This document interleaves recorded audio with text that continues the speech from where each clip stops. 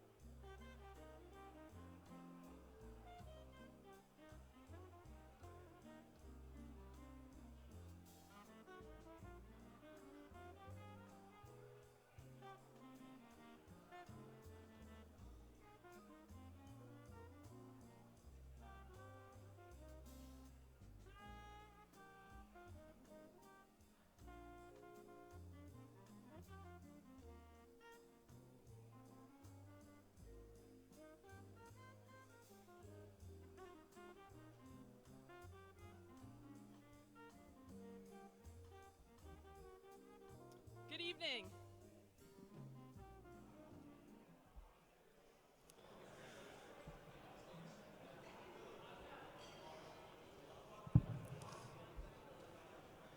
Good evening.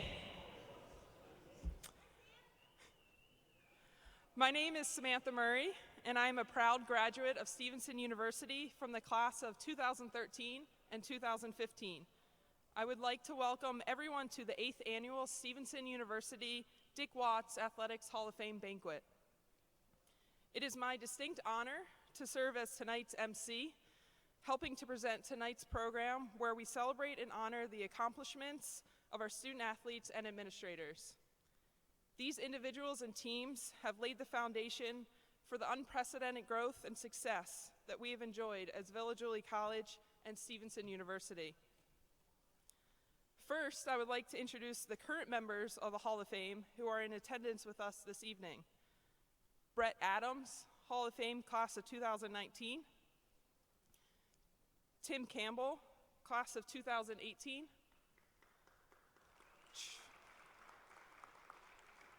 Tracy Cantabene, class of 2016. Jamie Elwood, class of 2018.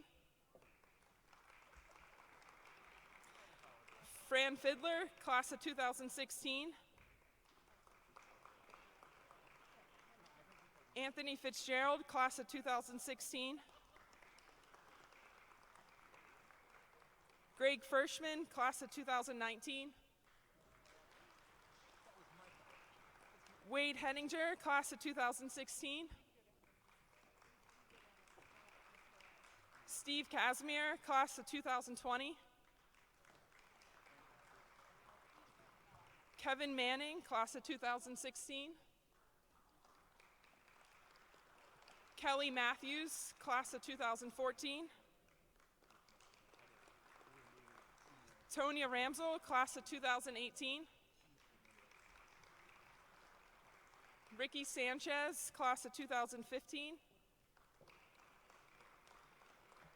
Eric Schmith, class of 2017. Trey Shackelford, class of 2014. And Carol Zimmerman, class of 2015. Please join me a round of applause for these greats of Villa Julie and Stevenson athletics. All right, you want to move to the front so we can get Fran in the picture? My fault. Fran.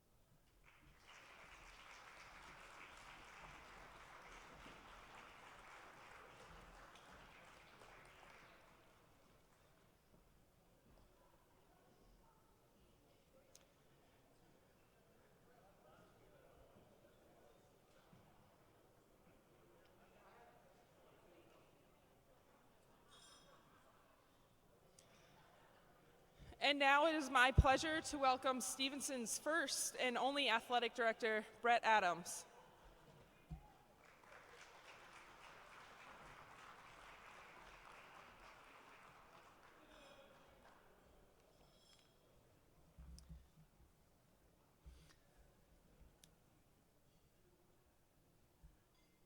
As the only athletic director here, I do want to officially let everyone know that that stage debacle was my fault. I was supposed to go down in front so Miss Fran wouldn't have to come up, so I'll fully apologize for that. I am Brett Adams. I'm the director of athletics. I've been the athletic director for 28 years, and I want to really warmly welcome you athletes home. So welcome back. It's so good to see you again.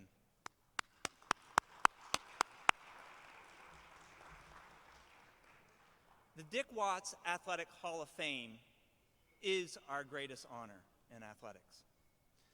We recognize Dick Watts. Dick unfortunately passed away in October of 2020. Talking to David and Alan, they were supposed to be here tonight, two of the boys. Unfortunately, the pandemic hasn't quite left us yet, and so we're trying to really manage that safely as we're still competing this spring with our conference championships and bids to the NCAA. But I do want to recognize the Watts family.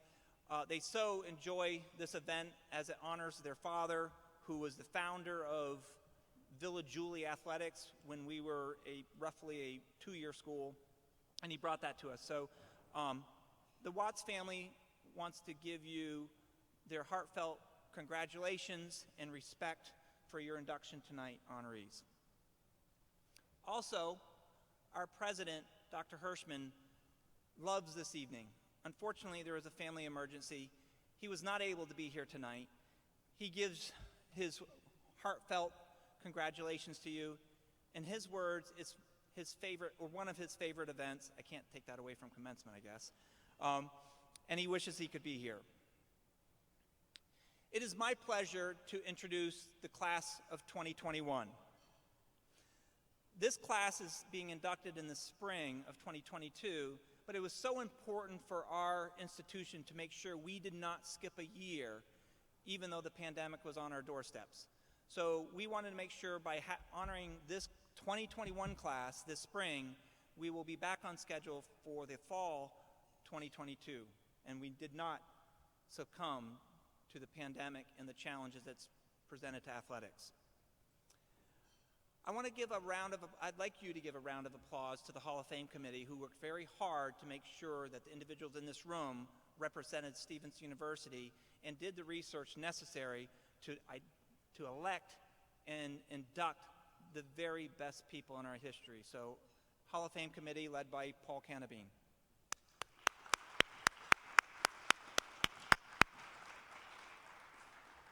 There's also some individuals that are not on the committee who's worked very hard to make sure that this event has the type of stature that an induction should have. So Lisa Lebrecht, Joe Wamba, David Hesse, Josh Hill, Amanda Gretz, among others. So please give them a round of applause.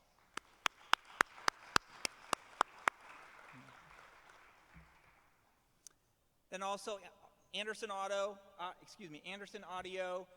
Brooks Edmond, who is part of Conference Services, who helped put this on. So thank you for that group as well.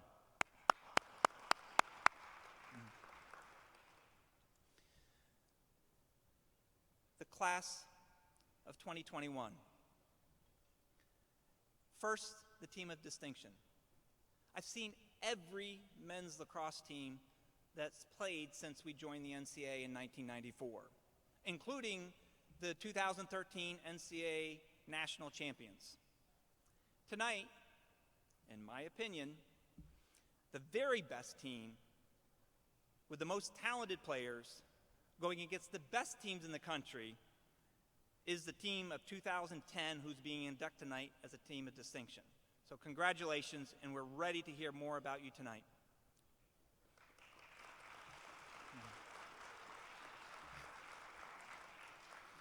On that team was Jimmy Dailey.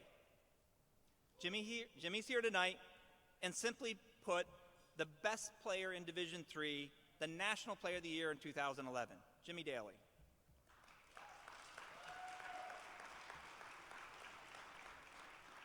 There's another men's lacrosse player being inducted tonight, Michael Simon. Now, Michael Simon came to Stevenson University as a two-sport athlete.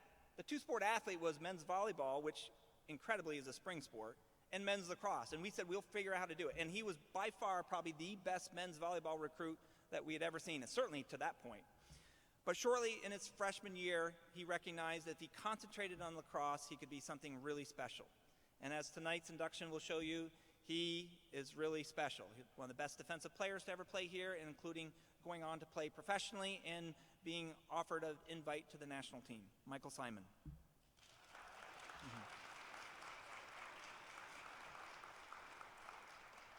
Another lacrosse player, a women's lacrosse player, Lisa Baker Hinton.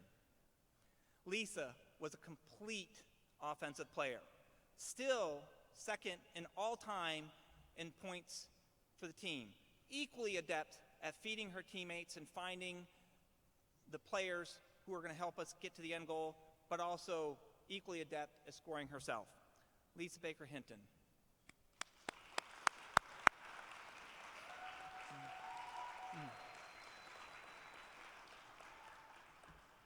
We have a softball player. And if you didn't hear much about her because she was fairly quiet, let me put some things in perspective. As a pitcher, there's very few sports that one player can kind of take care of the whole team. Well, Sarah took care of the whole team. Her career ERA is a 2.98. She single-handedly kept us in games with her prowess on the mound. Her quiet demeanor was totally overshadowed by her loud play on the diamond. Sarah Moelter.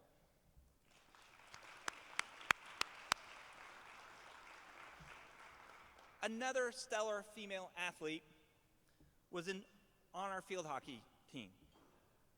Now, I know a little bit about field hockey because my daughter played here and had a great experience here, but also played all the way up through, and so I saw a lot of field hockey in the last 10 years. Kara Zimmerman, in my opinion, is the most athletic, high-flying, mobile, goalie, aggressive, communicative, dominating in the back that I have ever seen. Well-deserved in tonight's induction. Kara Zimmerman.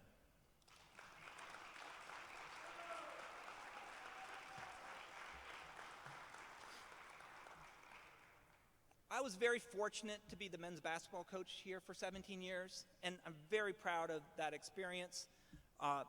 During that time, we had two teams that made the NCAA tournament, and back then that was not easy. We hadn't barely gotten housing yet. It was 10 years within our first tenure, and before that we didn't have a gym. And everyone who knows the teams that I coached, I prided our team on how smart they were in the classroom and on the court. There's one player that really shows the type of dominance he was in the classroom and the type of dominance he was intellectually on the court, and he's being inducted tonight. One of the smartest players, and one of the best teammates. His relationship with his teammates not only was smart, but it was part of that glue that made those teams special. Steven Segears.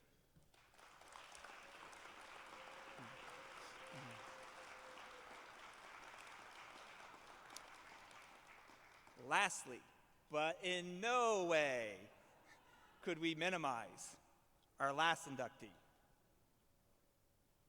Our contributor for this year is MC McFadden.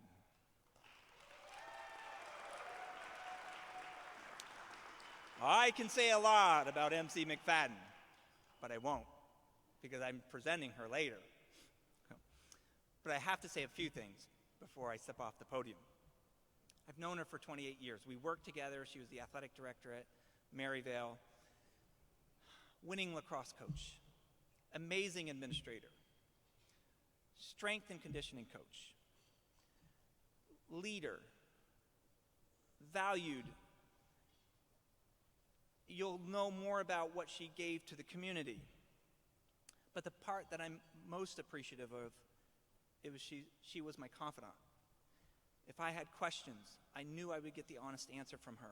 And she'd give me her unsolicited opinion, because what was best for Villa Julie and Stevenson and our students, she would share with me. And I trust her, I love her. What she gives to our institution is unparalleled. I could go on, and you'll see from the video, but it's our time for our inductees to talk and to recognize them. So on behalf of the Dick Watts Hall of Fame, I'll leave you with, we are as great as we are as an institution and in athletics because of the shoulders that we stood on from the individuals who are here tonight. Congratulations, and I'm so excited for you.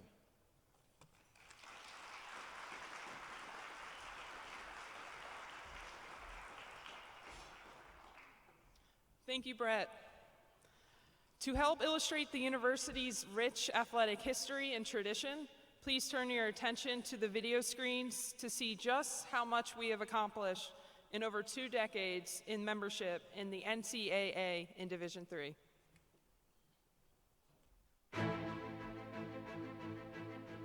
In 1990, the Villa Julie College Board of Trustees decided to pursue a wider scope of sports that would enhance campus life.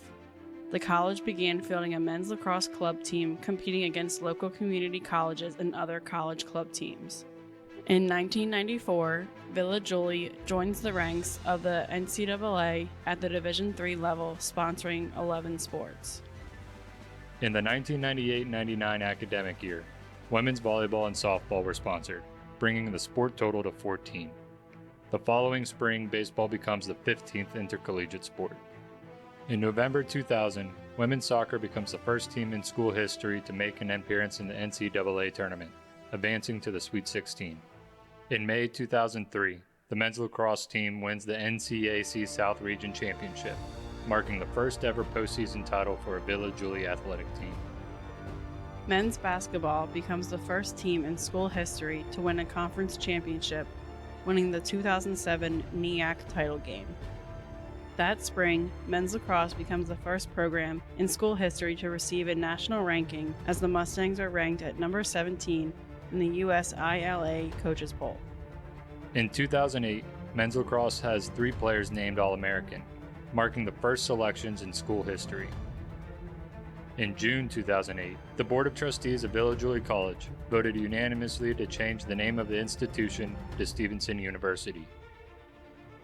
Stevenson announces the addition of football as its 20th intercollegiate sport, joining the Middle Atlantic Conference as an associate member in football in 2010, becoming a full member in 2011.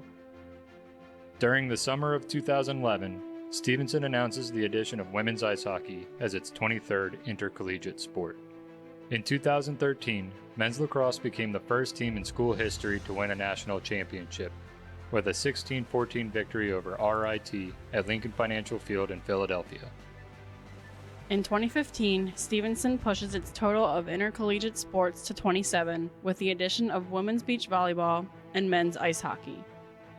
In 2022, acrobatics and tumbling begins competition as the 28th intercollegiate sport, Later that year, women's beach volleyball wins the AVCA Small College National Championship.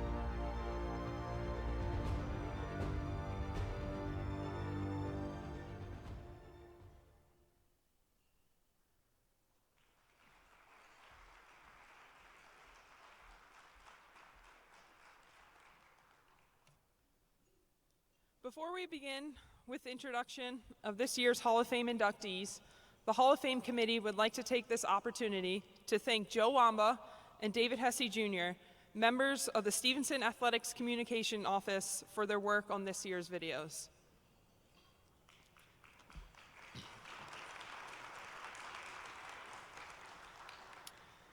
As we present this year's inductees and team of tradition, I invite all of you to read about their many honors and accomplishments in this year's banquet program. After a brief introduction and video accompaniment, we will invite each inductee to come forward to make their remarks before receiving their commemorative award. Joining me is Associate Athletic Director and Hall of Fame Committee Chair, Paul Cantabene. Our first inductee this evening is Lisa Baker. Lisa played 4 seasons.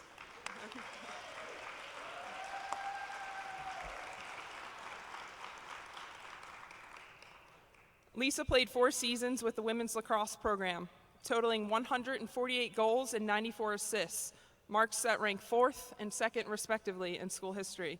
Her 242 points ranks 2nd all time. Lisa earned the 2011 Stevenson Female Senior Co-Athlete of the Year while earning first team All-CAC and IWLCA All-Region accolades.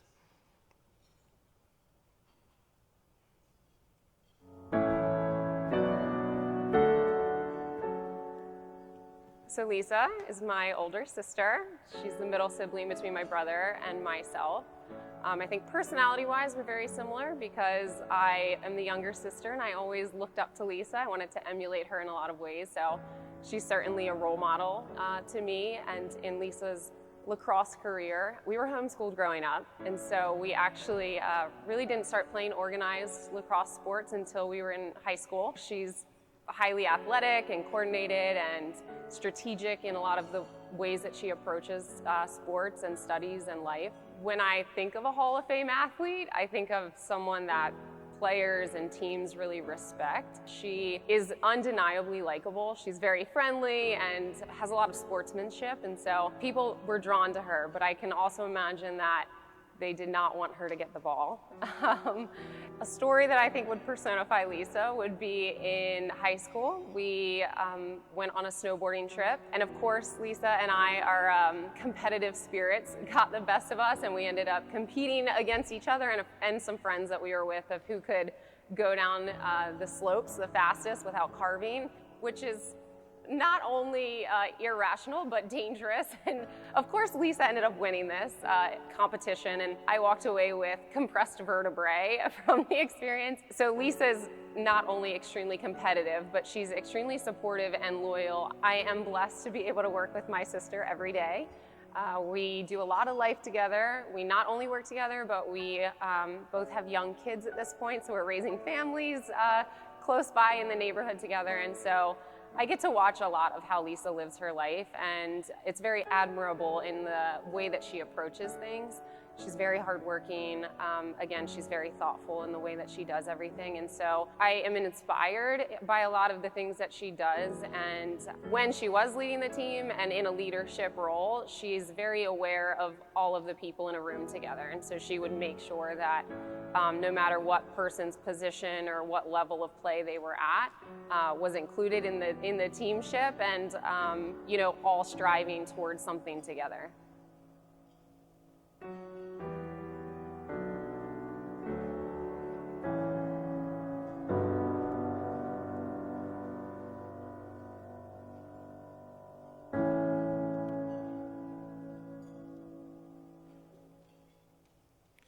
It is my honor to welcome from the class of 2011, Lisa Baker into the Dick Watts Athletics Hall of Fame.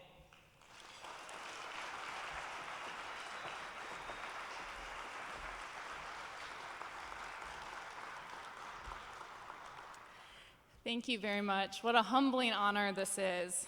I have to admit that I almost didn't come tonight.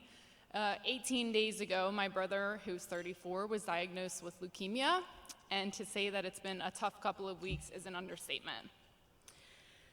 But one thing we've learned in this time is that life is fragile and that you have to really enjoy the moments that are present. And a lot of my life was lived here on this campus with a lot of the people that are in this room. When I first came to Stevenson in 2007, I had no idea what the next 4 years would hold. I was 18, shy, and desperately wanting some friends to distract me from my studies of a chemistry degree. A few weeks into school, we started workouts and fall ball, and my life was changed forever. The strangers that I met in that locker room became my teammates, they became my friends, and eventually they became my sisters. I would not be standing up here without them. There was one particular person whose presence was undeniable during my time here. We felt it when she was not around, but when she was present, there was simultaneously a sense of fear and comfort. If you're a parent, then you understand the tactics that Coach Rayleigh would use in order for us to respect her. She brought out the best in us as people and as players. We weren't always easy to lead. Sorry about that, Coach. But thank you for always giving us your best, even when we made it tough. On and off the field, I had the unconditional support of my parents. My mom, who empowered me as a female athlete, taught me resilience and encouraged me to be the best. And my dad, who pushed me to work hard and never missed a game. Thank you both. It's hard to believe that my graduation was over 10 years ago. Looking back on my time in this program, it's so obvious how the Lord was preparing me for the rest of my life by being a student athlete, a teammate, and a captain. This community challenged me, refined me, and shaped me. Lastly, I have to thank the people who surround me today. My husband, Zach, and our 2 sons, my brother and sister, their spouses, and my nieces and nephews. You all keep me going and inspire me daily. To the other members of the 2021 Hall of Fame, congratulations. What a privilege it is to be inducted into this class with you.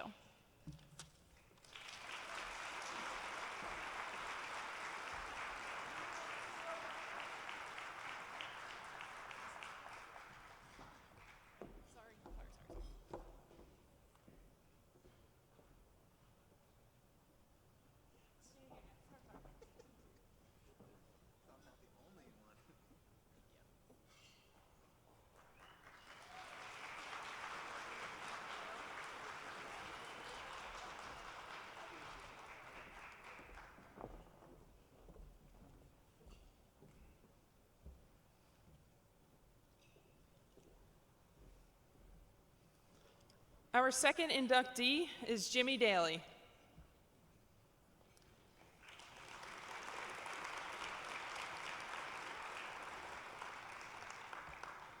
Jimmy was a 4-time first-team all-conference selection for the Mustangs men's lacrosse team. One of the most decorated scorers in program history, Jimmy is a program leader with 329 points and 163 assists, while ranking 3rd with 166 goals. The 2011 USILA National Player of the Year, Jimmy was a 3-time USILA All-American while earning Rookie of the Year accolades from the Capital Athletic Conference in 2007.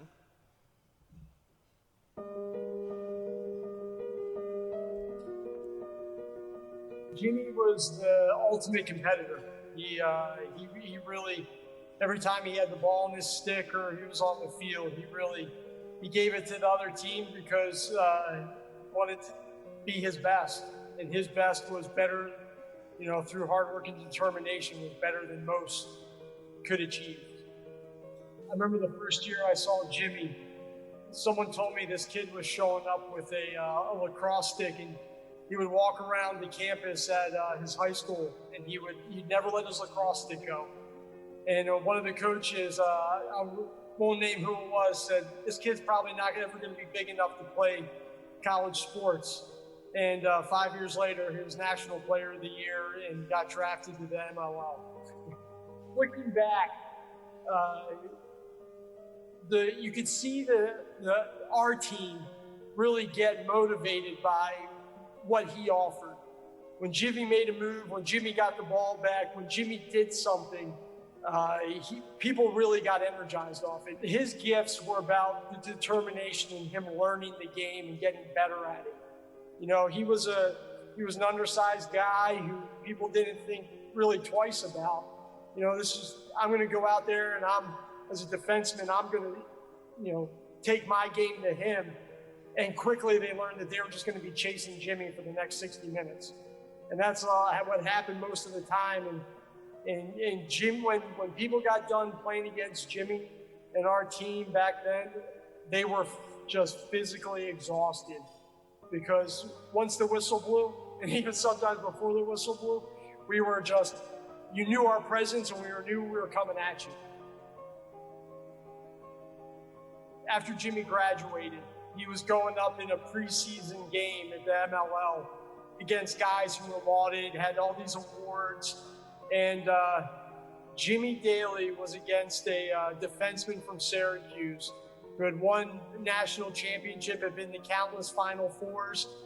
Jimmy made a move on him. The guy fell over, and the coach for the other team just goes, "What are you going to do? You can't stop that." So it was one of my favorite moments because Jimmy he just wanted to play his game, and when he did, there was very little people that could stop him.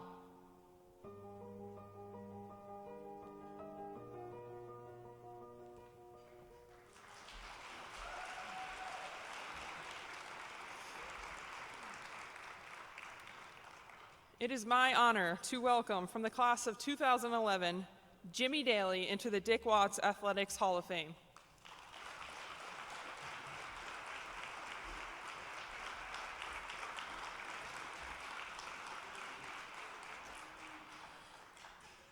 Thank you, everyone. It's an honor for me to stand in front of you tonight under these circumstances. First, I'd like to thank Stevenson for the recognition, and I'd like to offer a very warm congratulations to everyone inducted tonight. Very well deserved. I would also like to thank Brian Davies for the extremely thoughtful and nice introduction. In addition to being a great coach and player here, everything you've overcome has been an inspiration not only to me, but to every guy you've met that's come through the program, in addition to many others around the athletic department. Thank you very much.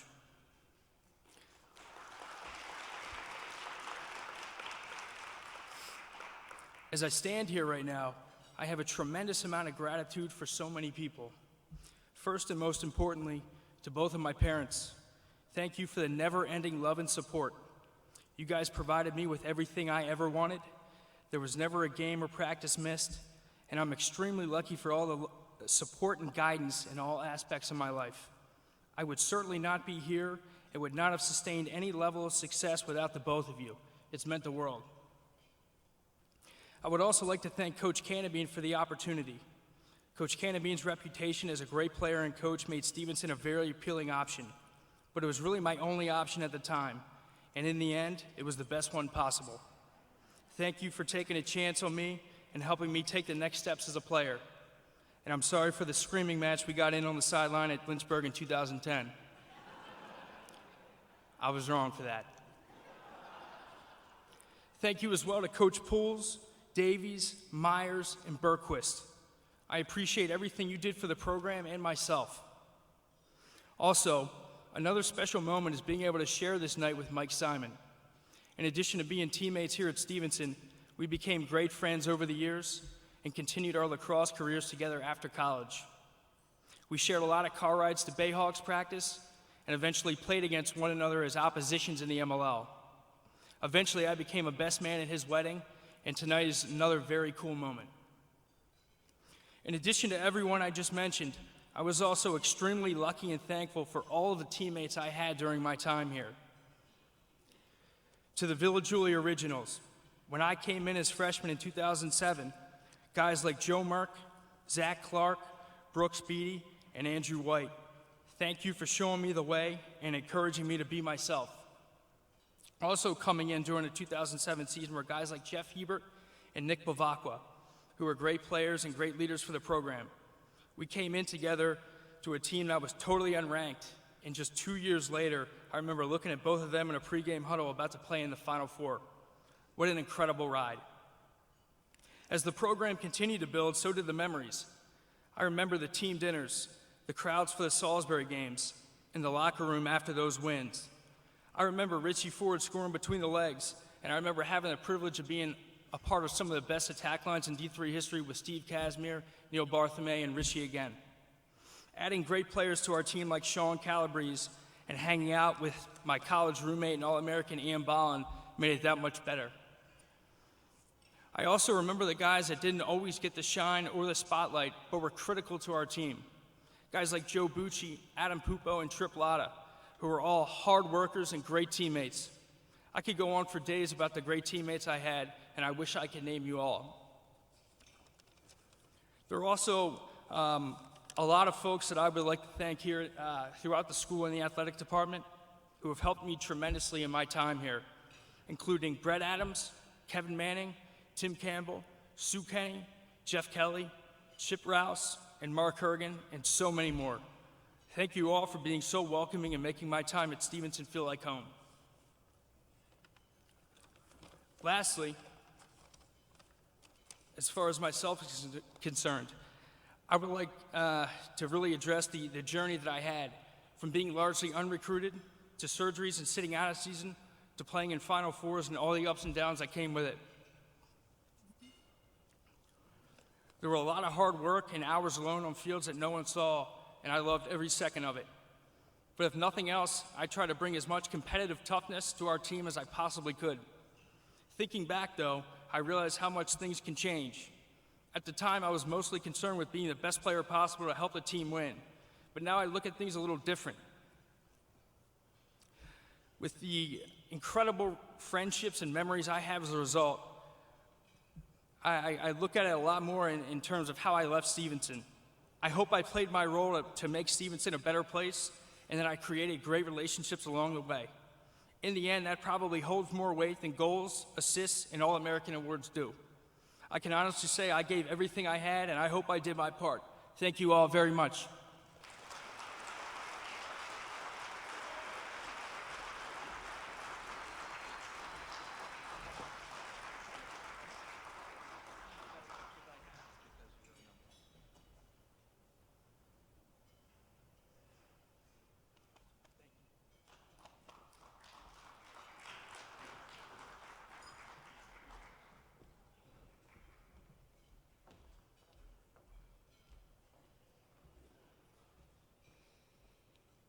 Our third inductee is Sarah Moelter.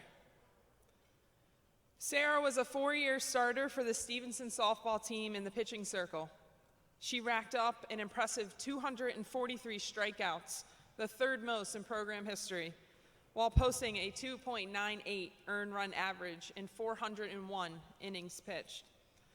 Sarah appeared in 77 games in the circle, recording 34 wins with a program record 10 shutout performances for the Mustangs.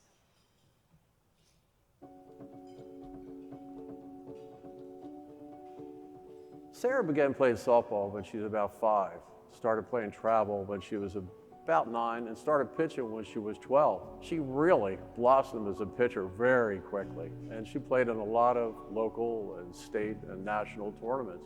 We had a great time going to all the tournaments, and she just really loved to play softball. Villa Julie, now Stevenson, was her first pick. I mean, she visited a number of colleges, spoke to a number of softball coaches, but the college, Stevenson, was her first pick. She liked the softball program, and she liked the business communications program, so she thought that would be a great fit for her. I think Sarah possesses a number of characteristics: dedication, leadership, and ability to play softball. I think all those come together. She's what I would call a coach's first choice for a player. She knew the game inside and out. She was dedicated to the team she played for, and she was a great leader. She would get out there and guide the team in the direction that they needed to go. Sarah also excelled in the classroom. She worked very hard. Like on the field, she gave 100%, which was great. As a parent, you want to see your child excel when she's going to school, of course. She wound up getting the Scholar Athlete Award for all 4 years while she was at Stevenson. She was on the Dean's List all 8 semesters, and she graduated with honors. She had great advisors. There was one that stuck out the most, and her name is Chip Rouse. She would come to Sarah's games, and Sarah really did not want to be the chief editor of the school paper because it's a lot of responsibility. But Chip said, no, you got it. You can do it. You can fit all this in. We know you. I got faith in you. And she went on Chip's word, and she did it, and she was glad she did. Beginning about the age of 12, Sarah started volunteering for the Lutherville Timonium Rec Council Challengers Program. This is a summer program that is designed for special needs adults and teenagers to help teach them and help them play softball. Sarah must be doing something right because she left a lasting impression on these players because they all want to play for Sarah. Congratulations to Sarah.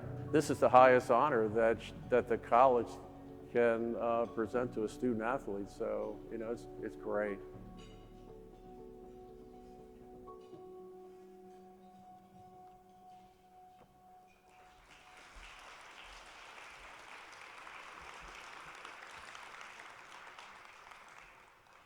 It is my honor to welcome from the class of 2010, Sarah Moelter into the Dick Watts Athletics Hall of Fame.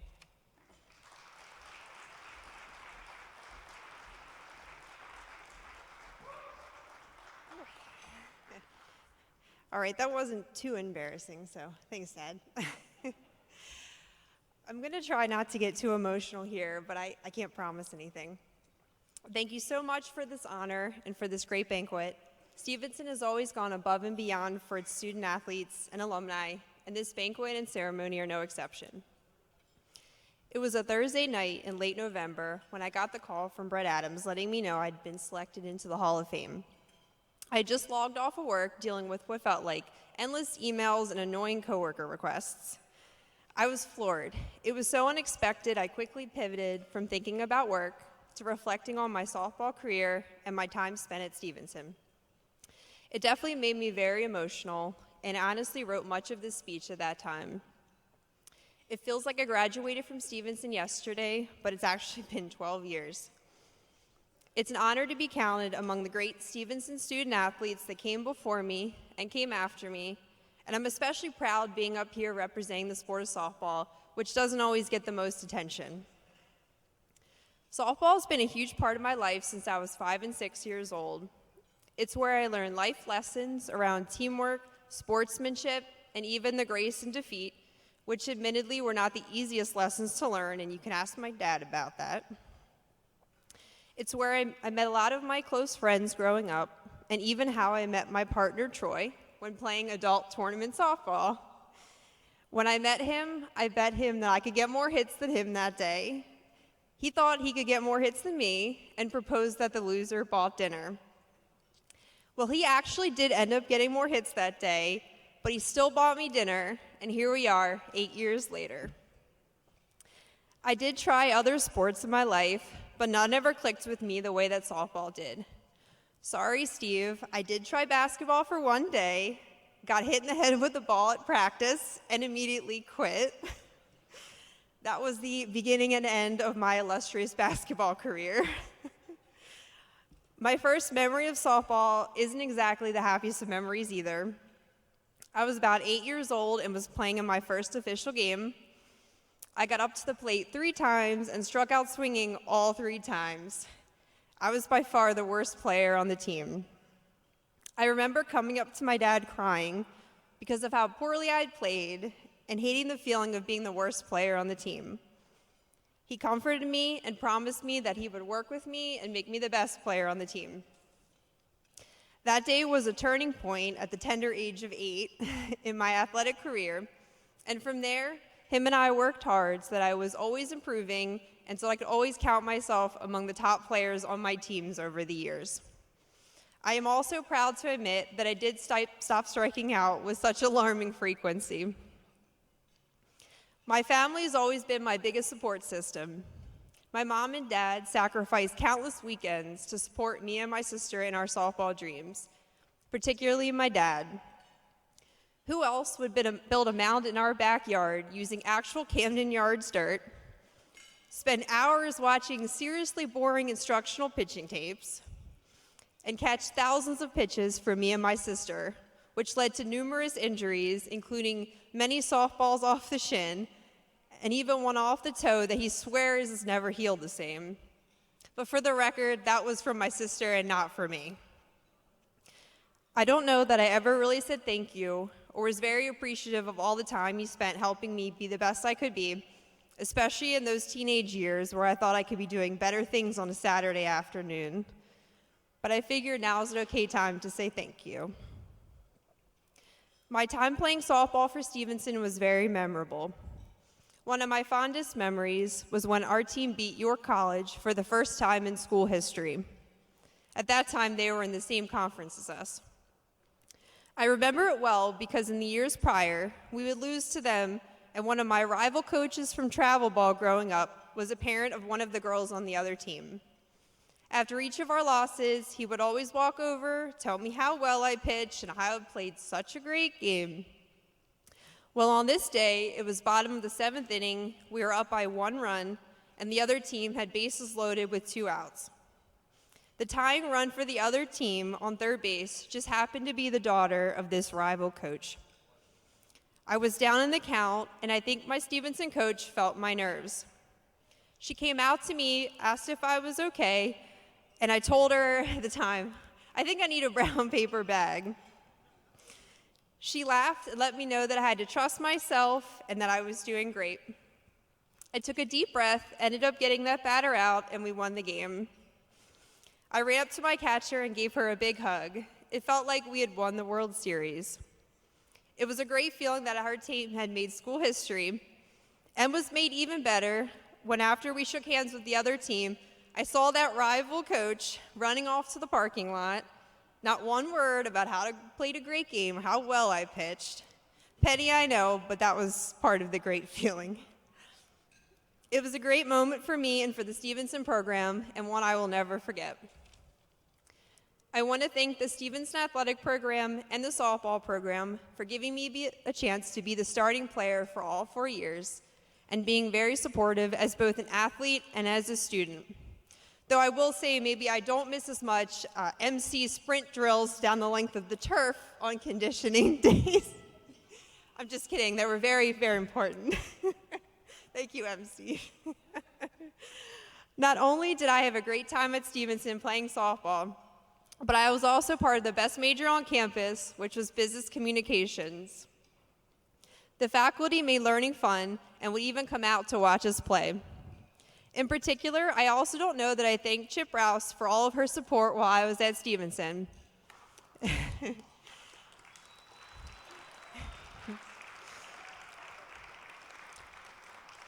She was a great mentor and such a supporter of me and all of her students.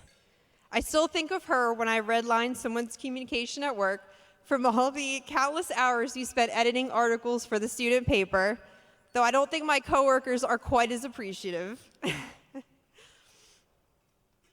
Through Stevenson, I really got to be involved in so many different aspects of the college experience, and it really prepared me well for the working world. I even got to share the experience with my sister Katie, who's also here tonight and a graduate of the class of 2011. Like a true younger sister, she followed in my footsteps in everything, including attending the same college. I wouldn't trade it for the world, though. We are best friends and have always been each other's biggest supporters. Well, except for that one time that she threw a perfect game in high school, and I had to go and throw one the next day. When we got home that night, she shut herself in her room and didn't say too much to me. I consider that similar to when Peyton Manning won that second Super Bowl and Eli wasn't too impressed. But really, she has been very supportive. It was even her idea to nominate me for this award. In closing, I want to thank all of my family that's here supporting me. My mom, dad, sister Katie, her boyfriend Ben, and my boyfriend Troy for thinking so much of me and for being my biggest cheerleaders. I also want to thank Stevenson again for this great award and for all of the memories and experiences I got to carry over into my working adult life. Thank you for this great honor. It means the world to me, and congratulations to my fellow inductees.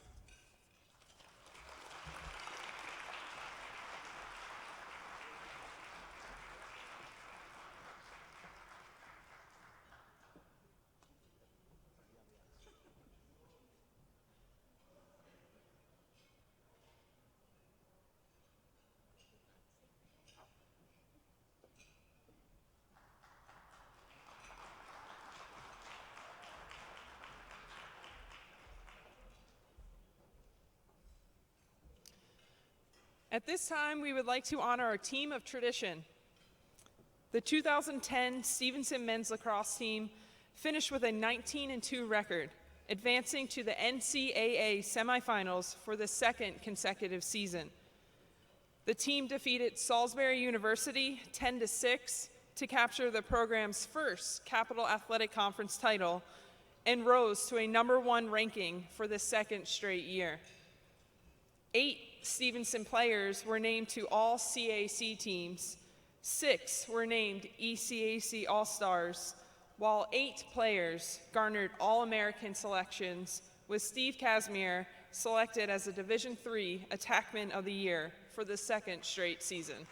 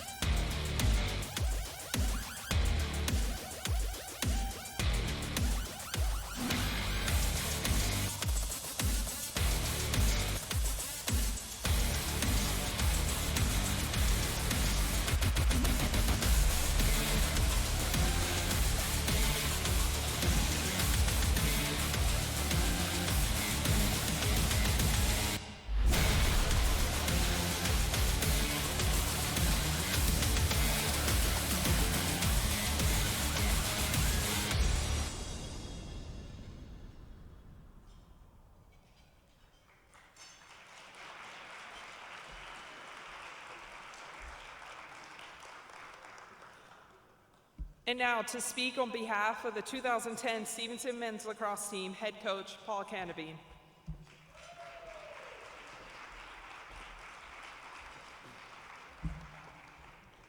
What a great night to be a Mustang. It's my great honor to say a few words about one of the greatest teams, in my opinion, in the NCAA history. The 2010 Stevenson University men's lacrosse team. I was lucky enough to be the head coach of the team filled with characters of all sorts. They were magicians, scholars, and loyalists, but most of all, they were aggressive, goal-driven, expressive, competitive beyond belief, and tough as nails. The intensity was unmatched by any team I've ever seen. Competitiveness is what separates the men from the boys, and the competitiveness competitiveness was at the all-time thing. They pushed each other in practice every day. They pushed each other, and if someone wasn't doing what he should be doing or living up to their standard, they held them accountable. And on game day, they took that to a whole different level, defeating more teams by the time the game started just by their aura. The memory of Sean Calabrese's face pressed up against the door as visiting teams walked by would scare Mike Tyson. They wanted to defeat you before the game started. They had the game to back it up, and their march onto the field was a sight to behold. They came from cities from all over the country, from Montauk, New York, Natatuck, Massachusetts, Rancho Palos Verdes, California, Exeter, New Hampshire, Mountain Lakes, New Jersey, Providence, North Carolina, the Eastern Shore, and Killdeer, Illinois, along with well-known high schools like Towson, Eastern Tech, Cold Spring Harbor, Curley, Mount St. Joe's, Dailey, and Winters Mills. These men brought into a dream that I sold them as possible, but I wasn't sure it was possible. Most of these men came to Villa Julie College perceived as a girls' school, Catholic school, and commuter school. They weren't on the top of everybody's recruiting list.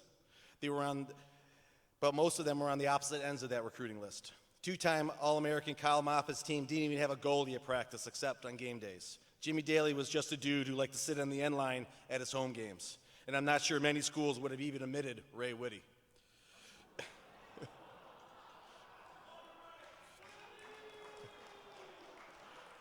But as it said in The Wizard of Oz, don't look behind the curtain. There was no Mustang Stadium yet. We had temporary stands with banners and blow-ups to cover it all up, extension cords running all over the place, and two small portable scoreboards that sometimes worked and sometimes didn't. We needed to build a press box each year and return a garage and do a snack shack for all the team's games. It was a Bermuda grass field, and it was our home. But a grass field, as we usually have to cover it with tarps, the guys hated to cover it and outcover that area. But it's the only way we can play home games sometimes. And we went in 10-1 at home in 2010. One quick story, we were scrimmaging Dickinson in the preseason in 2010. They showed up and the guys were rolling the tarps up from snow and rain from the day before. The first thing Dave Webster, Dickinson's coach, said, looking at the guys, was, "There's no way we're going to beat you all. Our guys are too soft. There's no way you can match that kind of toughness." These 60 young men formed a team that laid the groundwork for all the others. They created a culture of competitiveness and toughness that few teams can compete with. They were YouTube sensations with videos and went viral, The Sickest Goal Ever, Part 1 and Part 2. The senior class won 60 games, had 26 All-American nominations, had 24 All-Conference nominations, the CAC Player of the Year, CAC Rookie of the Year, the 2011 Defenseman of the Year, the 2010 Attackman of the Year, 2011 Player of the Year, made 3 NCAA tournaments, 2 Final Fours, which is unbelievable for a team that used to be called Villa Julie College. They took over 1,000 shots throughout the season, outscored their opponents by 174 goals, averaging 17 goals a game, while giving up just under 8 goals a game. Facing off at 63%, and their goalie, Jeff Hebert, had a save percentage of 62. But one thing this team did better than most was become a team and set the groundwork for what has become one of the best programs in the nation on a yearly basis. It arguably had the best attack unit ever to play in Division III, with current Stevenson Hall of Famer Steve Casimir, the 2-time Attackman of the Year, Richie Ford, the school's first 4-time All-American, current Hall of Fame inductee and 3-time All-American and 2011 Player of the Year, Jimmy Dailey, not to mention a 2011 second-team All-American, Neil Bartholomew, coming off the bench. This unit had 311 points, including 201 goals. Our midfield is led by 2-time All-American Kyle Moffitt, who had 43 goals in 2010, the king of the give and go, an HM All-American Sean Calabrese, and tremendous role players in lefties Tyler McGuire, Rob Lamy, and righties Shane Cliff, Justin Lay, and Kenny Whitaker. We had great D-middies in HM All-American Andrew McCrum and a talented Jake Stocksdale. Our face-off men were stellar, led by 2-time All-American Ray Whitty, who took over 477 face-offs that season. But the most important face-off man we had was Joe Valderas. He was one of the ones that held Ray accountable and made him the player he was. He pushed Ray to be better every day and kept him somewhat out of trouble off the field. Eddie Douglas led the defense for us, a 2-time All-American and the 2011 Defenseman of the Year. Eddie Douglas was as good as they came at the position. His toughness was unmatched, and he opposed his will on his opponents. Playing Salisbury one time at home, Eddie got hit in the stomach with a shot. and it punctured his lung. He was coughing up blood all over the place, but he wouldn't go down because the ball bounced right to his player. So he didn't want his guy to score, so he stood up and wouldn't go down. Me and Coach Paul said to yell at the officials for like 3 minutes just to get them to understand that Eddie was bleeding from his mouth. But that's the kind of teammate he was. But it's a testament to how hard and tough our defense was. Eddie was aided by Ian Hart, Kyle Finley, Eric Schell, and All-CSA Conference Mike Gustavaro, who ended the season 4th all-time and caused turnovers. But our last line of defense was Jeff Hebert. In Hebes, we believe. Jeff was one of the toughest players we ever had. He went 27-3 as a starter and only lost 1 regular season game in his 2 years. His 2 losses in the playoff came in the NCAA semifinals, and with him having combined 24 saves in those games. Jeff was a born winner who led us by his toughness, his willingness to sacrifice it all to win a game. His play was genuinely inspiring. In 2010, the team was ranked in the top 10 for 33 consecutive weeks over 3 years, and in the top 3 for 22 consecutive weeks. The team won the first Schools at Capital Athletic Conference Championship with a 10-6 win at Salisbury in front of 3,000 fans. That's after ending Salisbury's 105-game winning streak in 2009 with a 12-8 victory at Salisbury. Unfortunately, this team didn't win a national championship, losing to Salisbury in the national semifinals 14-13 in overtime, in what many consider one of the best games in Division III history. It featured 16 All-Americans, the attackman, the defenseman, the midfielder of the year, a game that featured 8 lead changes, 12 penalties, a 90-minute weather delay, and 27 combined goals, losing at an unbelievable backhanded goal in overtime. Most universities have teams, but what this team accomplished was that they made a program. It won't be judged for what they didn't do. It will be judged for how they elevated a university. Watching these guys play from the sidelines was an honor of a lifetime. The swagger, the toughness, the teamwork were unmatched. Thank you for everything you have done for Stevenson University. Thank you for the history you have made, and thank you for the lives you have impacted at Stevenson University. Thank you for everything that you will do for Stevenson University. If the members of the 2010 men's lacrosse team will stand up and applaud us for all you have done and accomplished. Thank you.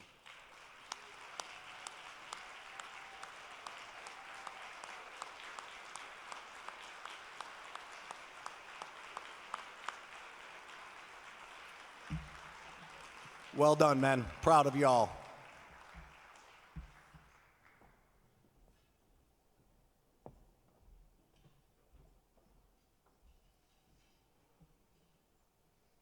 Our next inductee is Steve Segears.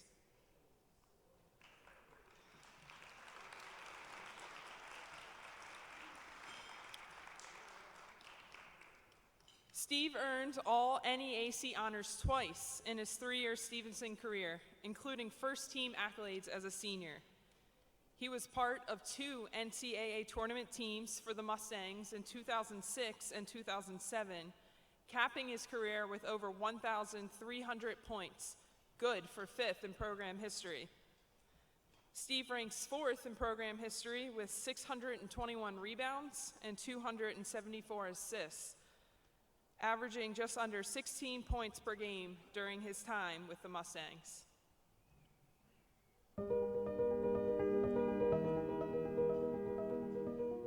Off the court, I couldn't ask for anything or anyone better. On the court, just a beast. Overall, one of the most talented players I've ever played with in my life, actually. Those are kind of like the first things, but like obviously I can spend hours talking about how good of a person and player he is. Like, no, he was relentless with it. Like probably one of the hardest workers that I've been around. You know, you don't get to be around too many people that's gonna push you to be the best that you can be. And like even to this day, still as one of my best friends, he's still like, all right, what are we gonna like? Let's keep building. You gotta keep building. Like it's no time to be sitting around like doing anything else. Steve is probably one of the most giving people you ever meet. I know that like I didn't realize how much he looks forward to helping people, and that's both on and off the court. He did what he needed to do on the court, as far as like rebounding whenever we needed him to, scoring whenever he needed him to. But then off the court, to this day, like he just tries to give and help out as much as possible. So I think that's the biggest trait that I think people don't really acknowledge. But I know I see it on almost a daily basis.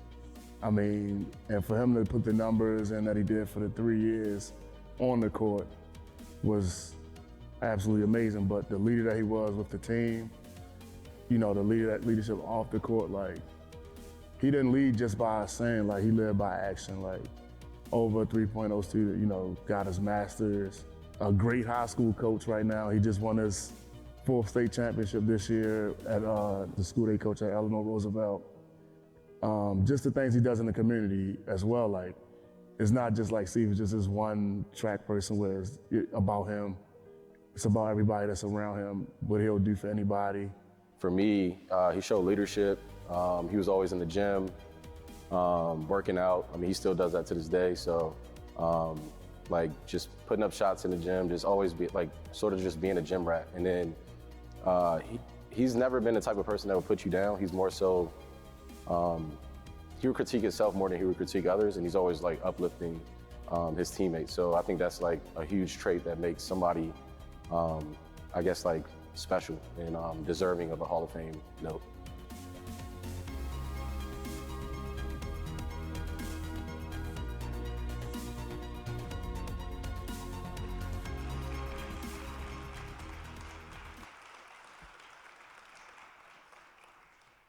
It is my honor to welcome from the class of 2006 and 2008, Steve Segears into the Dick Watts Athletics Hall of Fame.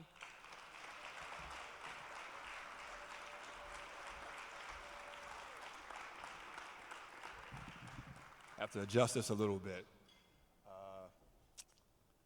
Coach, I don't know how much you paid Fitz and Chris to say all those nice things about me, but I know I probably have a running tab with you, so you can go ahead and add that to the tab. Hall of Fame Selection Committee, Coach Adams, Coach Cannabine, I just want to say thank you.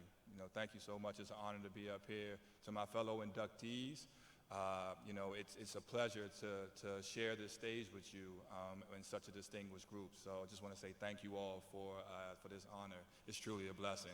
As Coach knows, this is something I've been waiting for a long time. You know that, right, Coach? Okay, all right. So it was, I remember sitting in the audience years ago, and I was watching Fitz as he came into the Hall of Fame, and I'm sitting there, and I'm like, I can't wait till it's my time to get up there. And then reality hits you. When you get up there, you got to give a speech. So I'm like, you know, what am I going to say? Who am I going to talk about? And the one theme that just kept, you know, kind of like reverberating in my mind is family. You know, family is going to be the theme of everything that I do, and definitely of this speech. So first of all, I want to start off by, you know, thanking the man upstairs, because without him, none of this would be possible. As I look around the room, I see a lot of family, a lot of friends, people, you know, that are friends that have now became family members to me. And I just want to say thank you all. Coach told me I was on a time restriction, so I can't go and thank each and every one of you guys individually, but just know that you guys mean something very, very special to me. But there are some people that I want to thank individually, and I'm going to start with my family. So the first person I'm going to start with is my older brother, Lily, Coach Cannabine, 2010 team. Don't have any hard feelings towards him. He's a Salisbury graduate, so when you were making all those jokes, I was, you know, tapping him on the leg. But yes, Lee, you were like just the best role model, the best big brother that anybody could ask for. This guy was a musician, played every instrument that's imaginable, was an amazing artist, could draw anything that you put in front of him, and now is just one of the best photographers in the world. I'll say that. And but even better than that, he's a great father, and he really taught me how to be the best, you know, big brother that I can be. Even till today, I'm about to eat my food, and he's like, "Hey, your outfit looks a little nice. You may want to hold off on eating, because I know you're gonna get something on your outfit." So thank you for being you, man. The next person I want to thank is my little brother sitting right next to him, Sean Segears. Some of you have heard this story before if you're close to me, but Sean Segears is the best gift that I've ever received in life. The story goes, you know, one year, I can't tell that story, Mom? I see you shaking your head. But yeah, so I mean, I'll tell the story. One year, it was around Christmas time, you know, my mom and dad asked me what I wanted for my Christmas gift, and I'm a young kid. I said, I want a little brother. So story goes, I'll spare you some of the details, but about a year later and some change, Sean was born, and to this day, it's the best present that I've ever received. Sean, it is an honor to be your big brother. I love you to death. I'm just amazed with how much you accomplished and how much you're going to continue to accomplish. If I don't say it enough, I'm proud of you, bro. Next on the table, I got to thank my mom.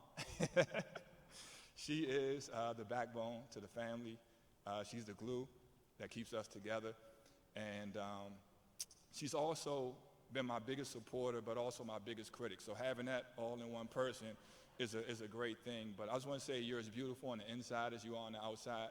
I love you. I don't know where I would be without you. Thank you for instilling all the morals and the values that you have in me. And last but not least at the table, I have to thank this man right here. He's so special to me. My dad, the one with the bald head. But it's, I was thinking about what to say about him, and it's this picture that kind of sums up our relationship. It's my favorite picture. He's on the sideline. If I have any more room on my arm, I'll probably get it tatted on me someday. But, it's a picture of him, and he's holding me on the sideline. I think I was like 2 months old. He's coaching a basketball game, and I'm in his arm on the sideline. And that's our relationship. He's been my coach since I was born. He was the first one to put a basketball in my hand, and he's still my coach to this day. There's this quote, and I may butcher it a little bit, so bear with me. It says, anyone can be a father, but it takes a special person to be a dad. And every time I hear that quote, I think of you. So thank you so much for everything that you've done for me and continue to do. So now we can get to the good stuff. So when I think about my journey to Villa Julie, I look at myself as kind of like a trailblazer, and it wasn't really in a good way. At the time, there was no transfer portal, there were no NIL deals, and I was at 3 schools in 3 years. I started off at a Division II in Belmont Abbey on a full scholarship, had a great deal of success there. We, top 25 in the country, went to the NCAA tournament, won our conference, but, I was missing that family feel. So I talked to my mom and dad and, talked to the coach and said, I think it's time for me to come back home. So I came back home, went to UMBC for a year, and the thing that I loved the most, which is basketball, was taken away from me for a year. Back then, there was no, you can go to another school and play immediately, so I had to, sit out for a year. And, it wasn't home to me. So, once again, here I am, searching for a place, a family, a place to call home. And a friend told me, he was like, you may want to check out this school called Villa Julie. So I went up here, I drug my little brother, Sean, with me, and we went up here, we checked out a game, and I was impressed with what I saw. I got to see some good basketball. Met with Coach Adams, and we had one conversation. And if anybody that doesn't know Coach Adams, he's a great coach, great AD, but he's an even better salesman. So he sold me within a few minutes to come up here to Villa Julie, and I said, that's the easy part.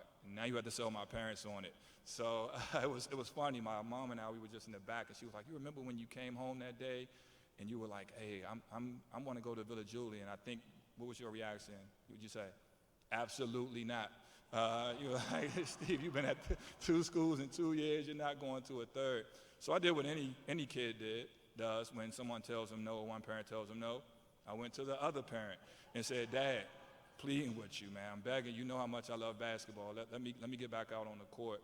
And it was some resistance, but after a while, they gave in, and we came up to visit Coach, and I told Coach, you got to put your best salesman pitch on here because it's a rough crowd out there. And I remember halfway through Coach talking, my mom, she taps me on the shoulder and says, hey, Steve, is he a father? And I'm like, I think he has a kid, but what do you mean by that? She's like, no, is he a priest? And I was like, no, Mom, he's not a priest. And I was like, why would you say that? And she was like, just his demeanor. I could never see him cursing at you or getting fired up. Mom, I will say, he definitely cursed at me. I was on the receiving end of a few of those. But it was all out of love. And, Coach, thank you so much for getting that job done because that was the best decision I've ever made to come here. So now I'm at Villa Julie. I'm still a little nervous about, how am I going to fit in? How am I going to mesh? And these next two people I'm going to talk about, if it wasn't for them, I wouldn't have felt like this was home. So my two guys that brought me out, they're like brothers to me. We talk every day. If we don't talk every day, I feel a certain type of way. So, the first one I'm going to start with is Chris. So, Coach, I'm going to tell you this now. Now that I'm part of this committee, I'm not going to stop until Chris is up here giving that speech, the same speech that I'm giving right now. When you look at his stats, they're not going to wow you. I'll say that. They're not going to wow you. But I will say this. He was the most unselfish, the most sacrificing player that's ever walked through these doors. That guy is a knockdown shooter. I've won a lot of money betting on him, so trust me, I know he's a knockdown shooter. But, he knew for the betterment of the team that it was, he had to do what he had to do, and he became like a deferrer. And two memories I have with Chris that always stand out in my mind. We talk about how good he was. We're playing in the first ever Pride of Maryland tournament against Johns Hopkins. Everyone knew hands down that Johns Hopkins was the best team in Maryland. And, it was getting late in the game. We're down 2. Chris throws the ball into Fitz. Fitz gets a double team because that's the only way you can stop Fitz. And even those didn't really stop Fitz when you double teamed him. And he passed the ball back out to Chris. And it seemed like it was an eternity. Chris is sitting there with the ball. It probably was like a couple of seconds in actuality. He's sitting there with the ball. And Fitz yells out, "Shoot the ball." He shoots it, knocks it down. We go into overtime. We end up winning the first ever Pride of Maryland tournament. And it was just a day to rejoice here on campus. Another memory from mine of Chris, it's Valentine's Day. We're going up to Chestnut Hill. We had just lost to them twice in the regular season. We're playing for the conference semifinal, and it's snowing. Me and Fitz, it was Valentine's Day. We weren't really feeling the love. I had even, told Fitz, man, I hope they cancel the game so we can go back home. And we get off the bus, and between Chris and Phil, they put on one of the best shooting displays I've ever seen in my life. It was 7 to 8 threes just back to back to back to back that they knocked down. And I just remember Chris coming over to the bench. He was like, I can't say some of the words he said, but he was like, "We're not going home." And we didn't. We ended up going on to win that game and propelled us to the championship. So, Chris, I just want to say thank you for the guy that you are, man. You are a superstar. And the next guy needs little to no introduction. I'm going to say it was an honor playing with you. You are the best player to ever put on the Villa Julie or Stevenson jersey. And I'm sure I can come back 30 years from now. We're still going to be saying you're the best player to ever put on the Villa Julie or Stevenson jersey. But Anthony Fitzgerald was a model of just like excellence here. And you guys can clap for him. He deserves it. But and Fitz and I call him Fitz. We had a lot of great times on the court. But the most important thing to me that Fitz did was showing me what it was to be a true leader. So, it's my first day on campus. We had open gym. I'm in the gym. I don't really know a lot of people. I'm just doing my thing on the court. Basketball is a way to unite people. And Fitz comes over to me after open gym, and he said, "Hey, Steve, man, why don't you come play? We got a couple leagues we're playing in. Why don't you come play with us over here?" And from then on out, we were, 2 peas in the pods. We went all over Baltimore. Whoever wanted to smoke, whoever wanted to catch some bump against us, we were ready to go down with them. And, not only did he do that, he opened up his house to me. I call his mom and dad, Mr. and Mrs. Fitzgerald. I call y'all mom and dad. Y'all like my Baltimore mom and dads. Thanks for fixing all the meals for me, let me crash the couch, and everything else that you all did for me. But Fitz, I'll just say it was an honor to, be the Robin to your Batman, man, because, you really were one of the all-time greats. Last but not least, I got to thank the man that got me here, Coach Adams. Sometimes, every once in a while, there's these little rumors that come out that like, Coach, you really wasn't a great coach.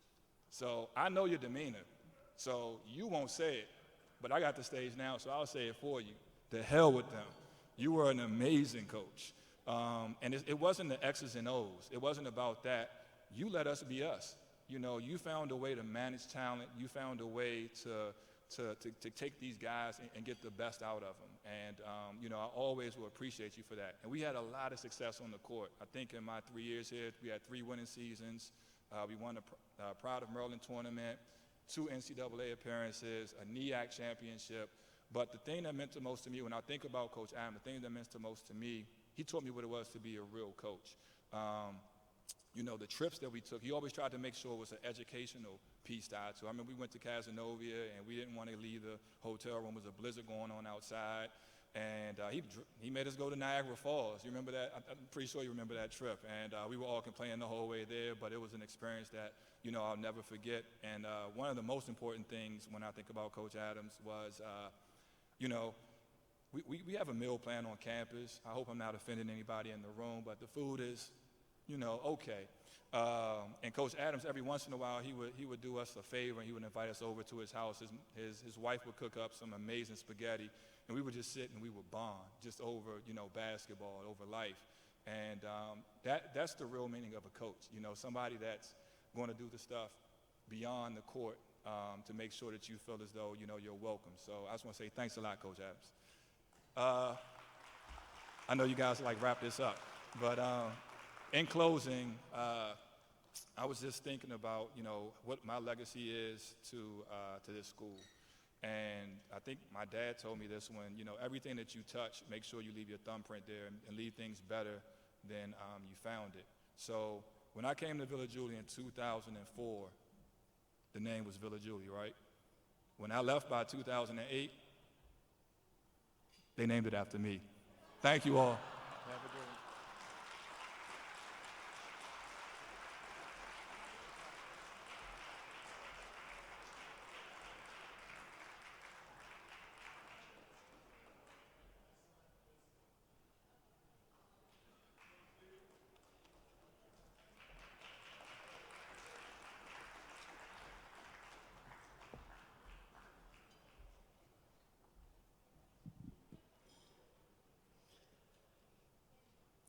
Our 5th inductee is Mike Simon.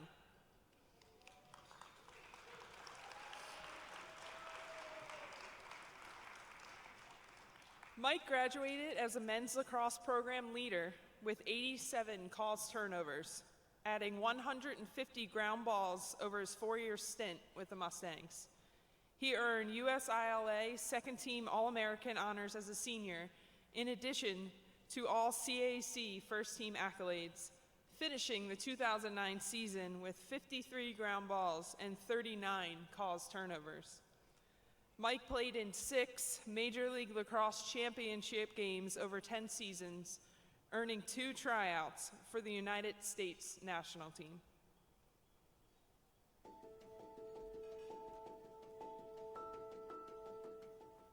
The first thing that comes to mind when I think of Mike Simon, he's a passionate guy, very analytical, will do whatever it takes to win. Definitely will put his body on the line for it. I mean, the kid played through so many injuries, I think I lost count. What makes him a Hall of Fame person? I mean, I can tell you the kid was selfless, did everything possible to make sure his team would win and did everything possible to make sure that he did his job to the best of his ability. The kid was a freak of nature on the field.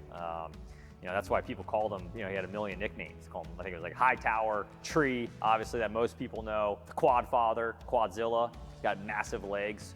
Being 6'5", 230 pounds or whatever he was back then, you know, he had quite the diet. I've never seen a man eat so many $5 hot and ready pizzas from Little Caesars in my entire life. One of the things that probably really made Mike such a great lacrosse player was when he decided to fully commit to lacrosse. Mike came to Stevenson and played lacrosse and volleyball. In fact, one of my first memories of Mike was as a team, we went to go watch one of his volleyball games, and this kid was an absolute animal on the volleyball court. He literally spiked the ball, and I remember this, spiked the ball off the opponent's face, and then it hit the ceiling of the gymnasium. So I was like, this is before I saw Mike play lacrosse, and I was like, this kid's gotta be good at lacrosse. The kid would get hurt, and his mentality was if he could walk off the field or finish the game, he wasn't injured, regardless of how he felt. I've seen the kid play with torn ligaments in his knee, broken fingers, broken hands. His shoulder, I don't think has ever been good in his entire life. He's just played through that forever. Mike, congrats, man. All your work has obviously paid off given that you've had such an incredible pro career. And I don't think there's anyone more deserving that went to this university than you, man. You put us on the map. I think you made every alumni proud whenever we're watching a pro game, hearing Mike Simon or Michael Tree Simon from Stevenson University. That goes a long way, and you helped build this school, man.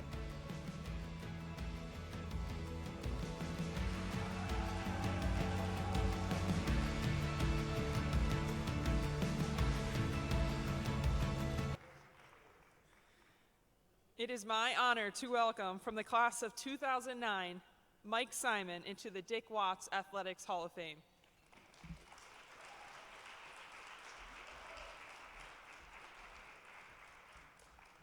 Wow, what an amazing honor to be here tonight. When I first got here tonight, Coach was asking me how I was feeling about everything, and I said, well, I feel pretty good, but I didn't write a speech. I was just going to do it off the cuff, and he just goes, oh, that doesn't go well sometimes. And so I've been thinking about that for the last 2.5 hours. But no, first and foremost, I just want to thank the Hall of Fame committee, Brett Adams, Coach Canabine, for putting this all together.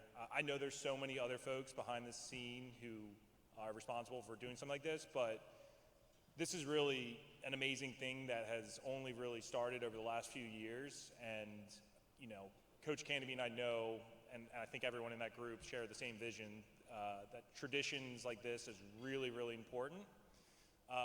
It brings teams back together. It bonds us across different sports. And so just thank you to everyone involved in tonight. I know I speak for all the inductees when I say we really appreciate this. All right, so I just wanted to thank a few people that have helped me along the way. Coach Canabine, obviously for seeing something in me that I probably didn't even see in myself. I think it's fair to say that we frustrated each other at times. Definitely me on the field, definitely him, challenging me at practice. But I think when I say frustrated, I think I really mean challenged. He brought something out of me that, I probably couldn't have reached on my own. And so thank you, Coach Canabine, for just believing in me, for challenging me, and, making my life at hell at times, because honestly, life isn't easy. So sometimes you got to face those challenges on the field. But beyond being a tough coach on the field, he's definitely a guy that's got your back. I remember we'd just beaten Salisbury, given them their first in-conference loss they have ever had in the CAC. And I had a really, really tough assignment. I had to play the reigning midfielder of the year. And Coach Pools and himself said, we're not going to slide you. You're just going to have to be out there and playing by yourself. And I had a good game, and we executed and held him to a point or two. And the day after, there was an article in the local paper, and the player and the coach were quoted as saying that, we had a different game plan, that he couldn't get free because we were sliding, early, and, we kind of known that wasn't really the case. And so I went into Coach's office, unrelated, but I was like, hey, Coach, did you see that article? And he's like, oh, yeah, I saw it. So he's like, I called the guy. He's like, and I let the guy absolutely have it. And that's just Coach, because at the end of the day, he's got his players back. He might be tough on us, but he's going to be the first guy to go to bat for us, first guy to defend us. And so I've always appreciated that aspect about Coach. So thanks, Coach. Coach Pools.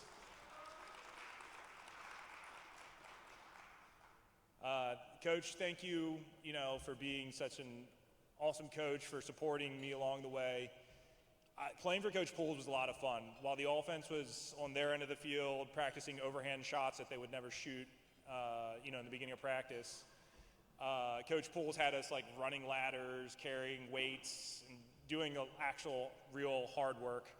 And but it was always fun. It was always a good time.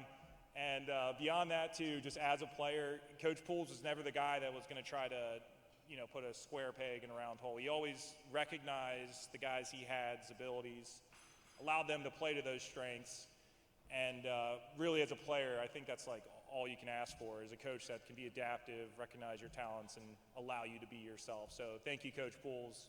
It was an absolute honor and privilege to play under you.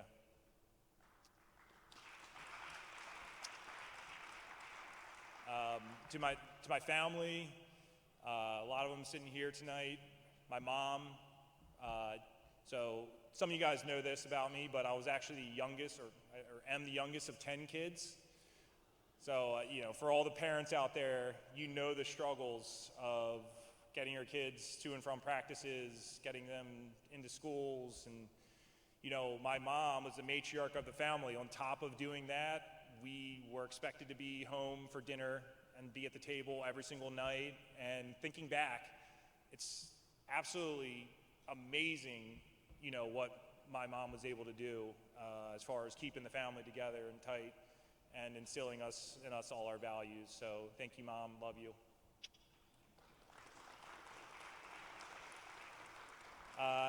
To my dad, you know, a lot of, I just remember in like elementary school, you'd have a report on your favorite athlete or whatever, and you know, Michael Jordan, Cal Ripken were like always the top ones, but like every single time it was always my dad. He was my favorite athlete. He was my favorite person in the sports world. He coached basketball and volleyball. He coached at every division or every level. He coached at youth, high school, college, and I was fortunate enough to tag along with him to a lot of practices, seeing other players look up to him as a coach, like always just stuck with me. And I think he understood that sports were more than just a game. He was the kind of person that always ended practice with a life lesson. He always explained to his players the values and priorities of family over, you know, anything else. And so thank you, Dad, for instilling those values in me, for allowing me to, you know, come to practices and see you and learn from you and, you know, learn how to compete with grace and dignity. Thanks.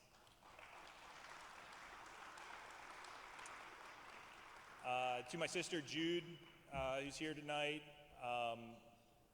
you know, as a kid, I got in trouble a lot. I wouldn't say I was a bad kid.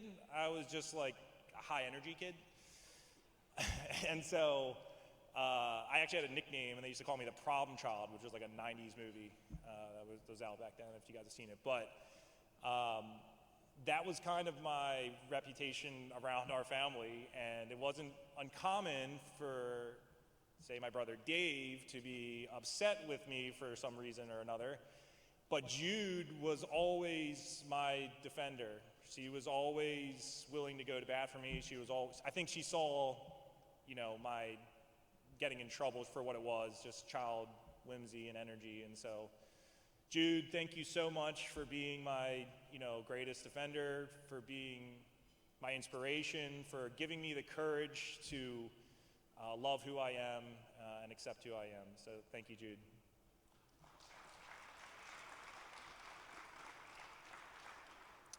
To my teammates, a lot of which are here tonight, being celebrated part of the 2010 team, what can I say that hasn't already been said tonight? I got a chance to face these guys every single day in practice, and I had an opportunity to play, you know, professionally after college, and there is absolutely zero chance that would have happened without having to face these guys in practice on a daily basis. Every single one of those attack guys from the 2010 team were absolutely professional caliber players. Jimmy actually had an opportunity to play professionally. And so Steve Kazmer, Richie Ford, Jimmy Dailey, going against those guys every single day of practice, like as they say, iron sharpens iron. So thank you guys. And there's so many more beyond that, obviously. But thank you to all my former teammates, really appreciate it. There's just a couple guys I want to mention by name. The first being Greg Firschman, who obviously did an outstanding job for my introduction. I think it's my dad, he said it pretty frequently. He says, I think the single greatest thing that happened to you was deciding to move in with Greg. So going into my junior year, I was living down at the beach during the summer, and I got a call from Greg, and he said, well, you know, I have an extra room, why don't you move in? So I was trying to move off campus at that point, so I said, okay, sure, that sounds good. I had no idea what I was signing up for. Greg is the most hardworking individual I ever came across. And, you know, me, I probably at that point in my life would have preferred to finish practice and go back and play some video games and just hang out. No, not with Greg. I came with him to practice, so we were going to stay after and shoot a little extra, or we were going to go early and play racquetball or go to the gym. And so pretty soon, though, his habits became my habits. And I think it's very fair to say that I wouldn't be the player I am today if I hadn't moved in with Greg. So thank you, Greg, for being there. Greg was also, I just need to mention this, was he resided over our wedding, and so we do call him Father Firshman, so thank you, Father Firshman.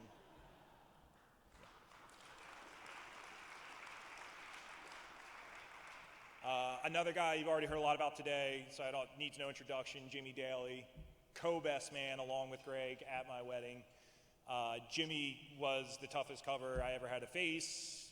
I would even put him among the toughest, if not the toughest, even in my professional career.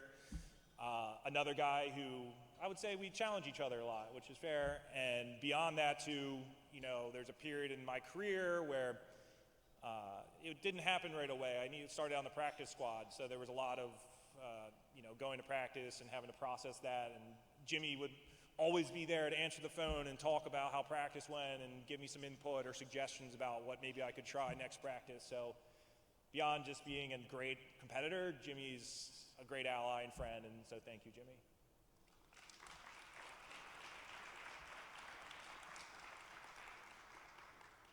And then last, but certainly not least, and especially because Coach Canabine taught me by example that you never forget to mention your wife, and if you're ever giving a speech, it doesn't end well. My wife, Erin, she's been my biggest fan. We didn't know each other while I was at Stevenson, but she did know me during my professional career. And I'll be the first to admit, playing professional lacrosse is still very much a part-time job, but it takes place during the summer. You're gone every weekend. You have very few free weekends available. I missed a lot of weddings. I missed a lot of birthdays and celebrations, and Erin had to make sacrifices in those same situations for me, but she was always my biggest fan. She's still my biggest supporter, so thank you, Erin. I love you very much.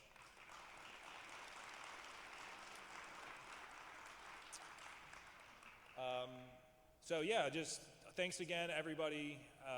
This is just a really big honor to be here tonight, and I just am among really, really great company tonight, so thank you all. Go Mustangs.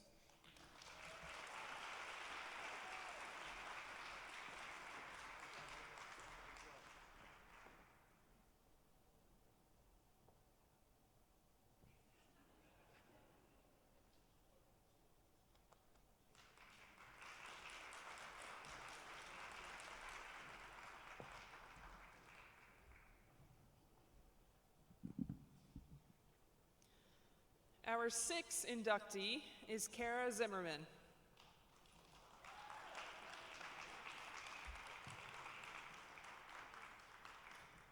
Kara concluded a standout four-year career in goal for the Stevenson field hockey team, picking up 3 all-conference and all-region awards during her time with the Mustangs. She notched first-team all-conference honors in 2008 and 2010, while picking up first-team all-region honors in 2008 and 2009. Kara holds the program record with 30 wins, 553 saves, and 75 games played, earning the 2011 Stevenson Female Senior Co-Athlete of the Year Award.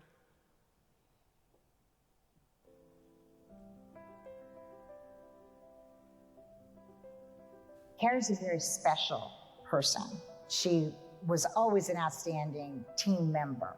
She had a lot of spirit, and her spirit really kept the other girls going when they were having a difficult time, or maybe they weren't always winning, or she was great at celebrating the wins and being able to mourn the losses but move on and go on to the next game.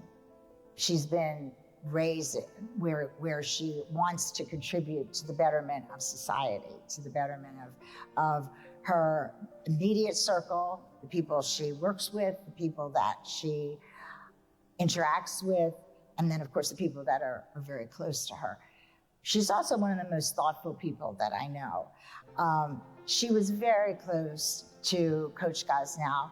Kara was one of the people who spoke at his memorial and talked about how much he had meant to her as a person and as a coach.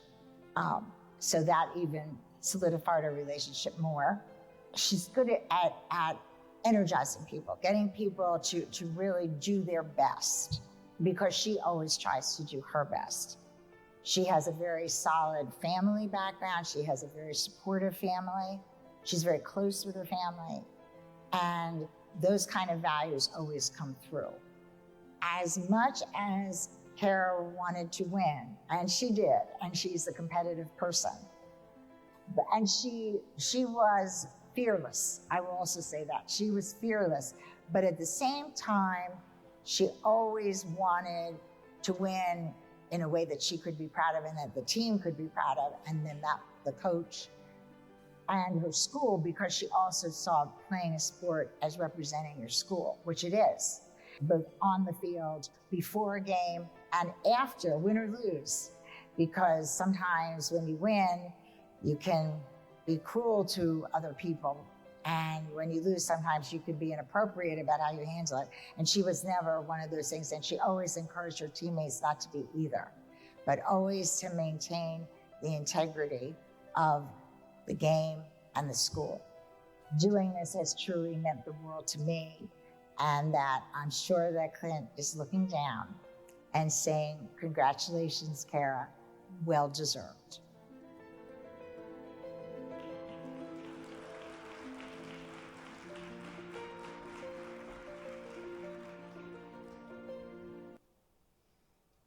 It is my honor to welcome, from the class of 2011, Kara Zimmerman into the Dick Watts Athletics Hall of Fame.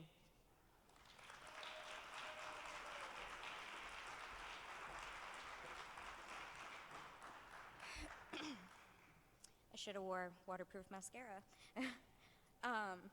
Well, here I am, 11 years later, almost to the day. I honestly never thought I would be here, and I can't express how honored I am to be standing here amongst these other amazing athletes and in the presence of my friends, family, and former coaches and mentors to accept the Dick Watts Hall of Fame Award for field hockey. I have to be honest, the last couple weeks have been some of the hardest of my life. But I don't think it was by chance that those challenges have led up to this night, because I sat down to write this speech. I realized there's always been two constants in my life, family and field hockey. Those two things have always been there for me, have always allowed me to be who I am and do what I love, and I'm just so thankful I get to share those two things with you all tonight. When I received the call from Coach Adams a few months ago telling me I was inducted into the Athletics Hall of Fame, I was honestly so humbled and overcome with emotion, and was literally trying to make it through the conversation without continuing to interrupt him due to my sobbing. All I could think about was how big of an impact field hockey has had on my life, and how I couldn't wait to immediately call my parents to tell them the news. Field hockey has always been something I've always shared with them, and felt as though they were just as much a part of this as I am. And I'm so fortunate we get to experience this together. When I first started playing field hockey in 6th grade, I was asked to join the team as a goalkeeper because I was friends with the coach's daughter, and he knew of my past dance experience and thought my flexibility would give me an advantage in goal.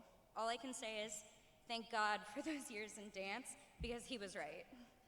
Unfortunately, aside from that, I had zero knowledge about the sport. But fortunately for me, my dad had the patience, time, and resources, aka Google, to look up goalkeeper drills and footage to help coach me and teach me the very basics, which I quickly caught on to. Over my middle school playing years, he would continue to help research various drills and positioning techniques, and would always volunteer to coach my rec league team, so it would give us even more one-on-one time together. The one thing my dad was quick to teach me was to be aggressive. During those rec league years, players are typically thrown into positions on the field, and there wasn't much focus on defense. So in order to avoid consecutive shots on me, he taught me to take matters into my own hands and go out and pressure the ball. I think subconsciously, he knew my combative attitude off the field would benefit me on the field and taught me to step up and pressure the ball in certain defensive situations. I honestly think that was one of my biggest takeaways from his coaching and the skill that set me apart from the rest at that time. As I began to get more technical and advanced in my skill, my coaches suggested I try out for the high school field hockey team at Arundel because they were in need of a JV goalie. As we approached my freshman year of high school, I tried out for JV field hockey, where I was introduced to Anne Arundel County Lacrosse and field hockey legend Clint Gosnell, who would go on to be my coach for the next 4 years. I ended up making the team and was moved up to varsity at the end of the season for playoffs. Once my freshman season wrapped up, myself and my friends wanted to continue playing and practicing in the off season to better our skill. So we all had a chance at making varsity together the following year. Unfortunately, there were no pickup leagues or club teams in Anne Arundel County for our age group. So my dad decided to form his own team compiled of us Arundel players, and my mom would literally get off work and drive us up to Carroll County every week to play indoor field hockey because that was the closest and only option available to us. Despite the long drives each week and the extra hours we invested in practicing, which we knew would cut into our social life, it was totally worth it to not only advance my skill, but spend those additional hours with my friends and my parents. All those long hours officially paid off when I was moved to varsity sophomore season. During my high school years, I developed lifelong friendships, not only with my truly best friends still to this day, but with Coach Gosnell and his partner Terry, who gave that beautiful introduction for me on his behalf. Playing for Coach Gosnell was unforgettable, to say the least. I never thought I would learn to love and respect a coach so much who would literally yell at us if we were playing bad and blame it on being in love. But who are we kidding? He was probably right. Once we were all able to maintain focus from then on out, we went on to have some of the most successful seasons during his tenure, and he went on to retire after our senior year. Coach Gosnell taught me that your team is your family, and you should sacrifice everything on the playing field for them, and that is truly something that stuck with me throughout my career, and even carried over into my coaching career, and something I try to instill in all my players.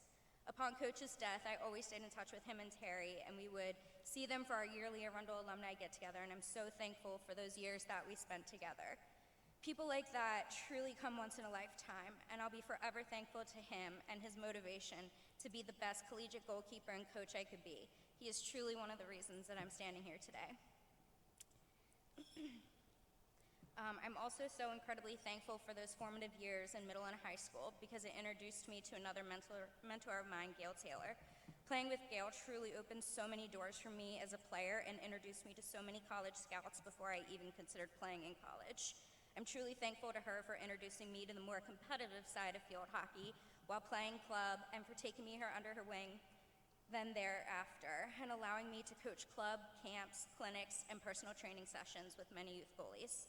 I feel as though those years playing and coaching with her, then I realized field hockey was a true passion of mine and motivated me to want to play collegiately. With the incredible support from my parents, coaches, and family, I obviously went on to play in college and chose Stevenson, which was Village Ely at the time, because of the campus, the academic programs that they offered, and the dorm rooms, obviously. But more notably, because I knew the team was looking for a goalkeeper. And who am I kidding? Not many people wanted to take a chance on a 4'11" goalkeeper. While I was being recruited, one of the most important factors that I would have would be that I would have a fair opportunity at playing time. I didn't want to ride the bench for 3 years and maybe see the field by the time I was a senior. I wanted to step on that field and make an immediate impact and help lead our team to a championship. Stevenson was the perfect choice because it offered me all of those things, and it also helped that it was so close to home. The week leading up to the first preseason, we had been told that there would be a change in coaching, so I had no idea what to expect. When it was announced that Coach Riley would be stepping into the head coaching role, I was nervous how this would impact my playing opportunity that I was promised. However, I'm not sure I could ever truly express how thankful I am that it was her that was hired into that role and that I had the honor of playing under her for 2 seasons. I've never had a coach challenge me more than Coach Riley did, nor did I ever have a coach who was so technically sound when it came to coaching goalkeepers. I feel like during those years is when I truly matured as a person and a player because of her leadership abilities. I'll never forget my first week of freshman year preseason. It was myself and another goalie competing for the starting spot. Coach Riley pulled me aside and said, I want you to start, but you need to show me that you deserve it. And at that point, I was like, damn, you're right. Who do I think I am for coming out here and thinking I was going to have the starting position handed to me? From that moment is when I developed the motto for myself, practice like you play, and I don't think I ever remember a time where I didn't step onto that practice or playing field and didn't try to give it my all. I'm truly so grateful for my years playing in college because it introduced me to so many lifelong friends, teammates, and mentors, and memories that will truly last a lifetime.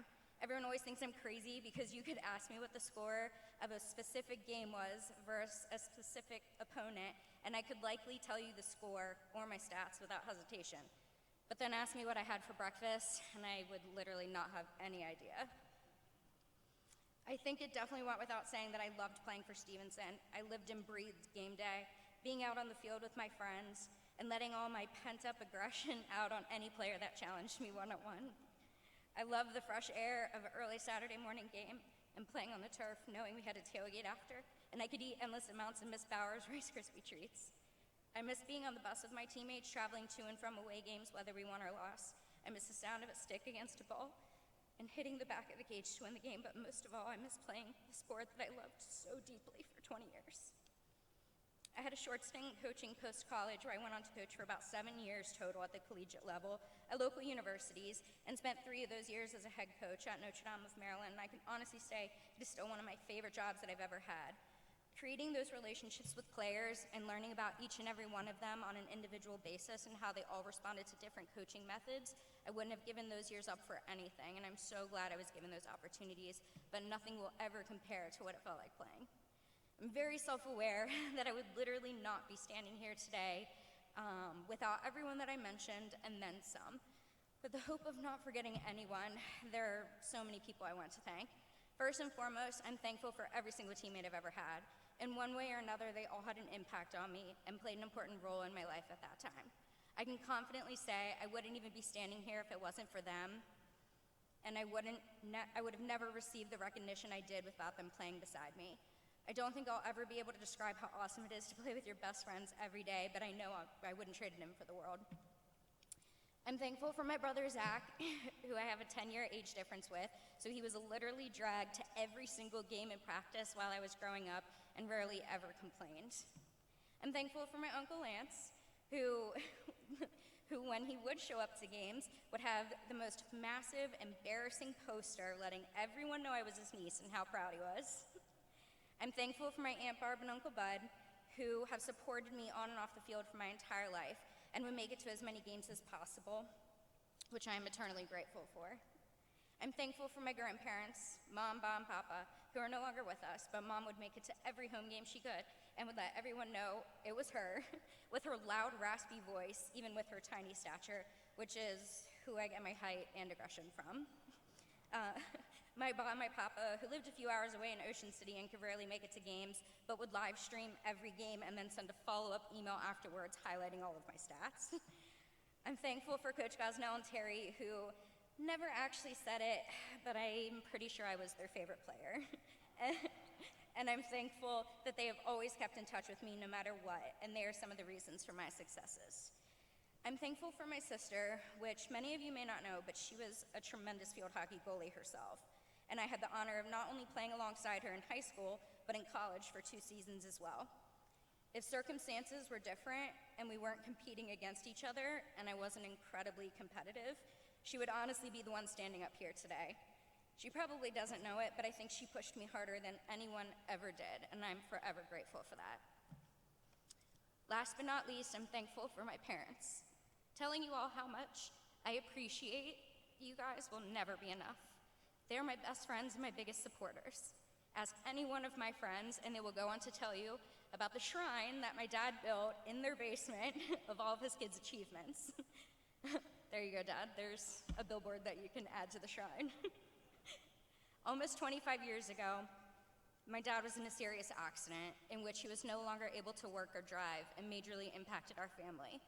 However, on the upside, he was thankfully able to spend more time with us and volunteer to coach our rec league teams. Unfortunately, it put my mom in a position where she was the only parent able to drive and work, and did so with hardly any complaints to ensure we always had the best of everything. And let me tell you, even with my family's limitations, My parents have only ever missed 3 games, including the Lebanon Valley game where I broke the single saves record, but I'll let it slide. I know how rare it is to truly have that support from parents, and Mom and Dad, seriously, thank you for being my biggest supporters in life and my biggest fans on and off the field.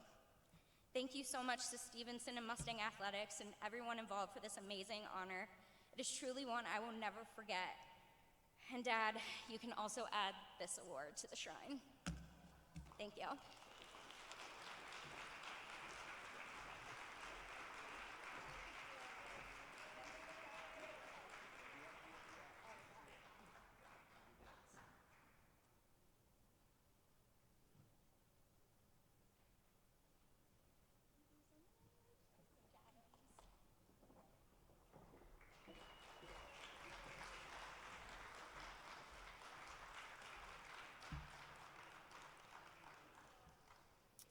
Our final inductee is contributor Mary Claire McFadden.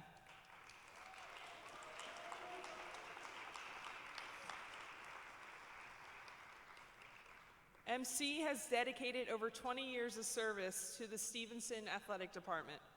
She began her career as the head coach of the women's lacrosse team in 1997, compiling 44 wins over 6 seasons.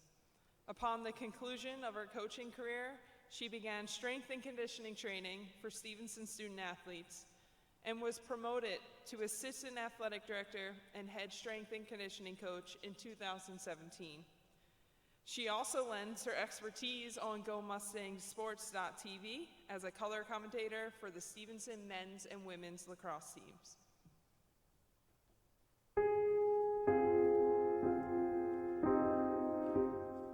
MC McFadden, when we talk about the contributions she's made to Stevenson University, and we talk about how impactful she's been to the athletic department and the university as a whole, it's immeasurable. It's 27 years that she's impacted our campus, and we can talk about her great success as a women's lacrosse coach, which in our early years, we were very limited with our roster. When MC McFadden took over our second year women's lacrosse program, it was the best program on our campus.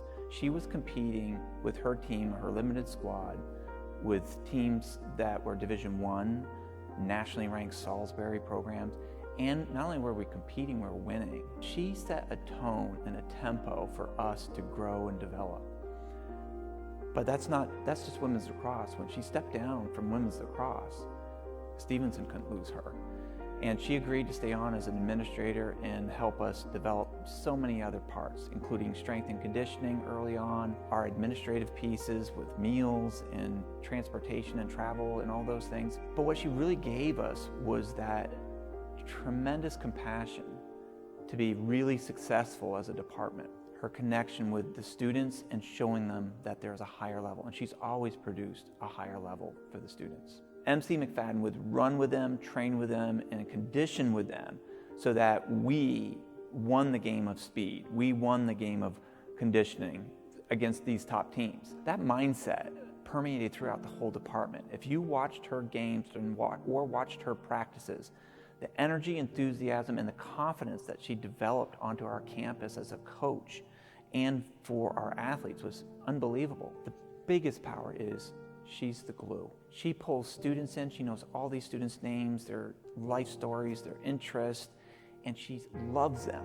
And she's able to push them at a higher level. That glue is what makes Stevenson tie back to the Village Julie days of personalization. I say this with absolute professional affection. I know every student athlete's ever been around you and every coach has ever been around you is we love you and what you do and what you mean to us.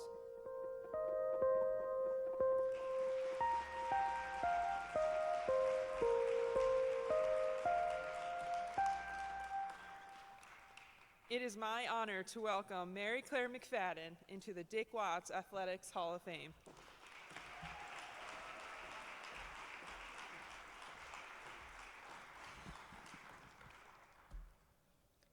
First of all, I want to congratulate my fellow inductees. I can't tell you how great it is for me to be inducted alongside each of you. I've been lucky enough to watch each of you compete through your amazing athletic careers and perhaps to have a hand in your fitness journey. Each of you is an amazing athlete, and I am honored to be part of the same class as you. Fun fact about MC McFadden. I've tried to retire twice. I'm eternally grateful to Brett Adams for saying no each time. Stevenson has been such a huge part of my life for 26 years. It only seems like 27 to him, that I actually don't know what I would do without it. I have worn many hats during my career here. First as women's lacrosse coach, then adding the administrative role and moving into strength and conditioning, which is where my passion truly lies. Working with college athletes every day is really the fountain of youth. There is never a day that I wake up and I don't want to come to work. There is never a coworker that I don't want to be with or spend time with or see on a daily basis. And there are certainly no athletes that I don't want to work with in the gym, hoping to play a small part in their own athletic success. Now, that doesn't mean that some have not presented a challenge. For example, like the time the 6'3", 225 Russian hockey player said to me, or told me that he was not used to being bossed by a woman. You're probably wondering what my reaction was. After laughing, I simply told him, well, it stinks to be you because you've got 4 years of this. We did become friends, and he did become one of the hardest workers in the gym. When I meet with recruits and their parents, I always share how long I've been at Stevenson because it speaks volume of the great place that is Stevenson. You don't stay at a place for 26 years if it's not a great place to be, if you don't have supportive coworkers, and in my situation, if you don't work with amazing student athletes. We have all of that and more. I always say it takes a village to raise a college athlete. Our village consists of the coaching staff, the athletic training staff, academic support, our administrative staff, and strength and conditioning, each a cog in each athlete's success. When I look back over the years, I have so many great memories. My first year as head coach of the women's lacrosse team, we had no gymnasium on campus. So if there was inclement weather, didn't matter. We would practice outside. Those women from those days still remind me of the time we were on the field and I was yelling, "I don't care if it's snowing, keep running." Do you know that the men's and women's lacrosse teams practiced at the same time on the same field? Can you imagine that happening today? And then came the changes, and so many changes I've seen. I've literally witnessed every change at this institution. Just imagine how exciting it is to have been a part of all of that.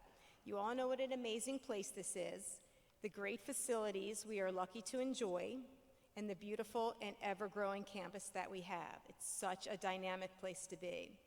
There are a core of us that have been here for what seems like forever. Our athletic director, Brett Adams, has not only been a great boss and mentor, but also a support system, a friend, and a confidant as well. Chris Raymer. Oh, Chris Raymer. I always swore I was going to write a book of Raymerisms. Like the time he came into a staff meeting and said, told us how his doctor had given his female athlete implants for free. And we all looked at each other, and I said, "Do you mean inserts for her shoes?"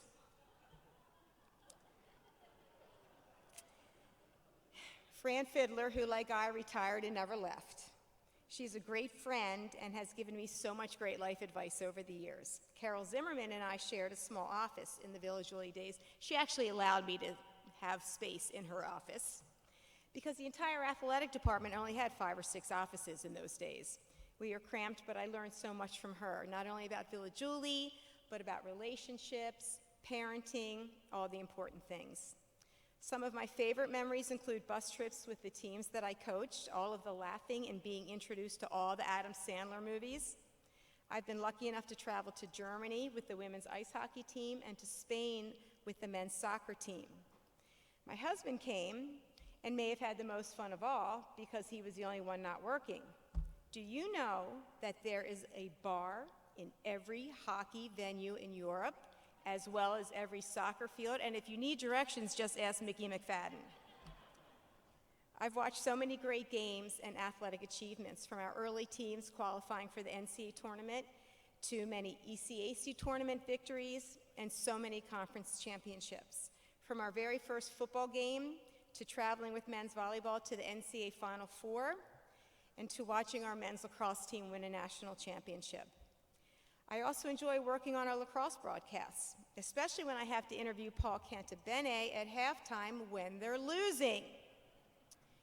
I'm only allowed 3 questions, but the thing is, he speaks in run-on sentences, and he answers all 3 of my questions in one.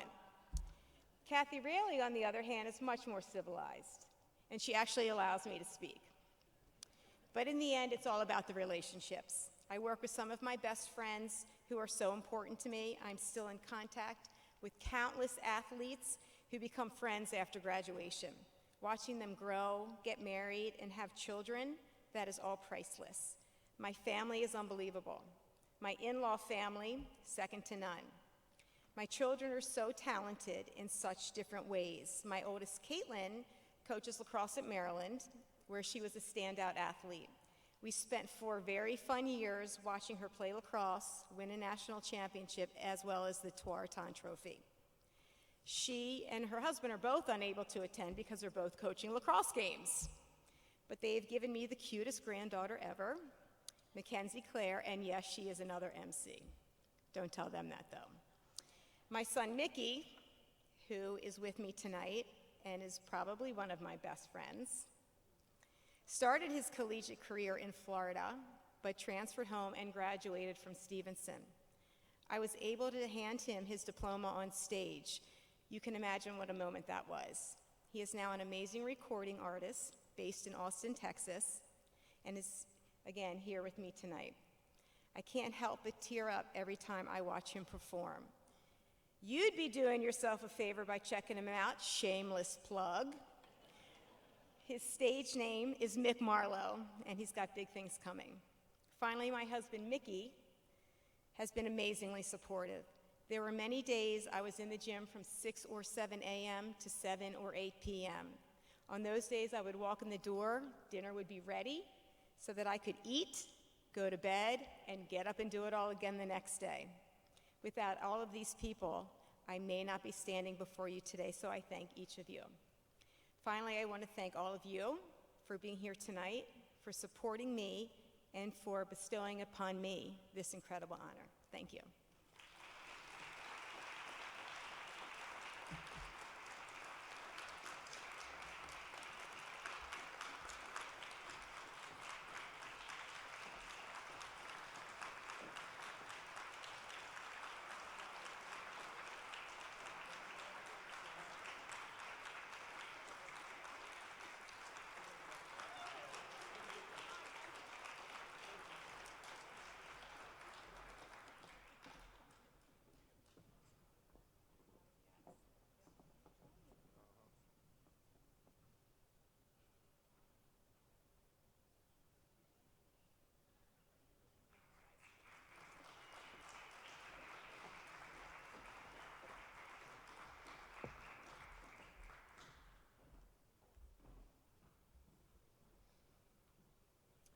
Ladies and gentlemen, thank you for joining us for this annual celebration of those who have helped to build Villa Julie and Stevenson athletics into what it is today.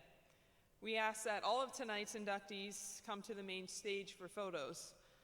If you know of deserving former student athletes, coaches, or other contributors who are worthy of recognition in the Dick Watts Athletics Hall of Fame, please nominate them.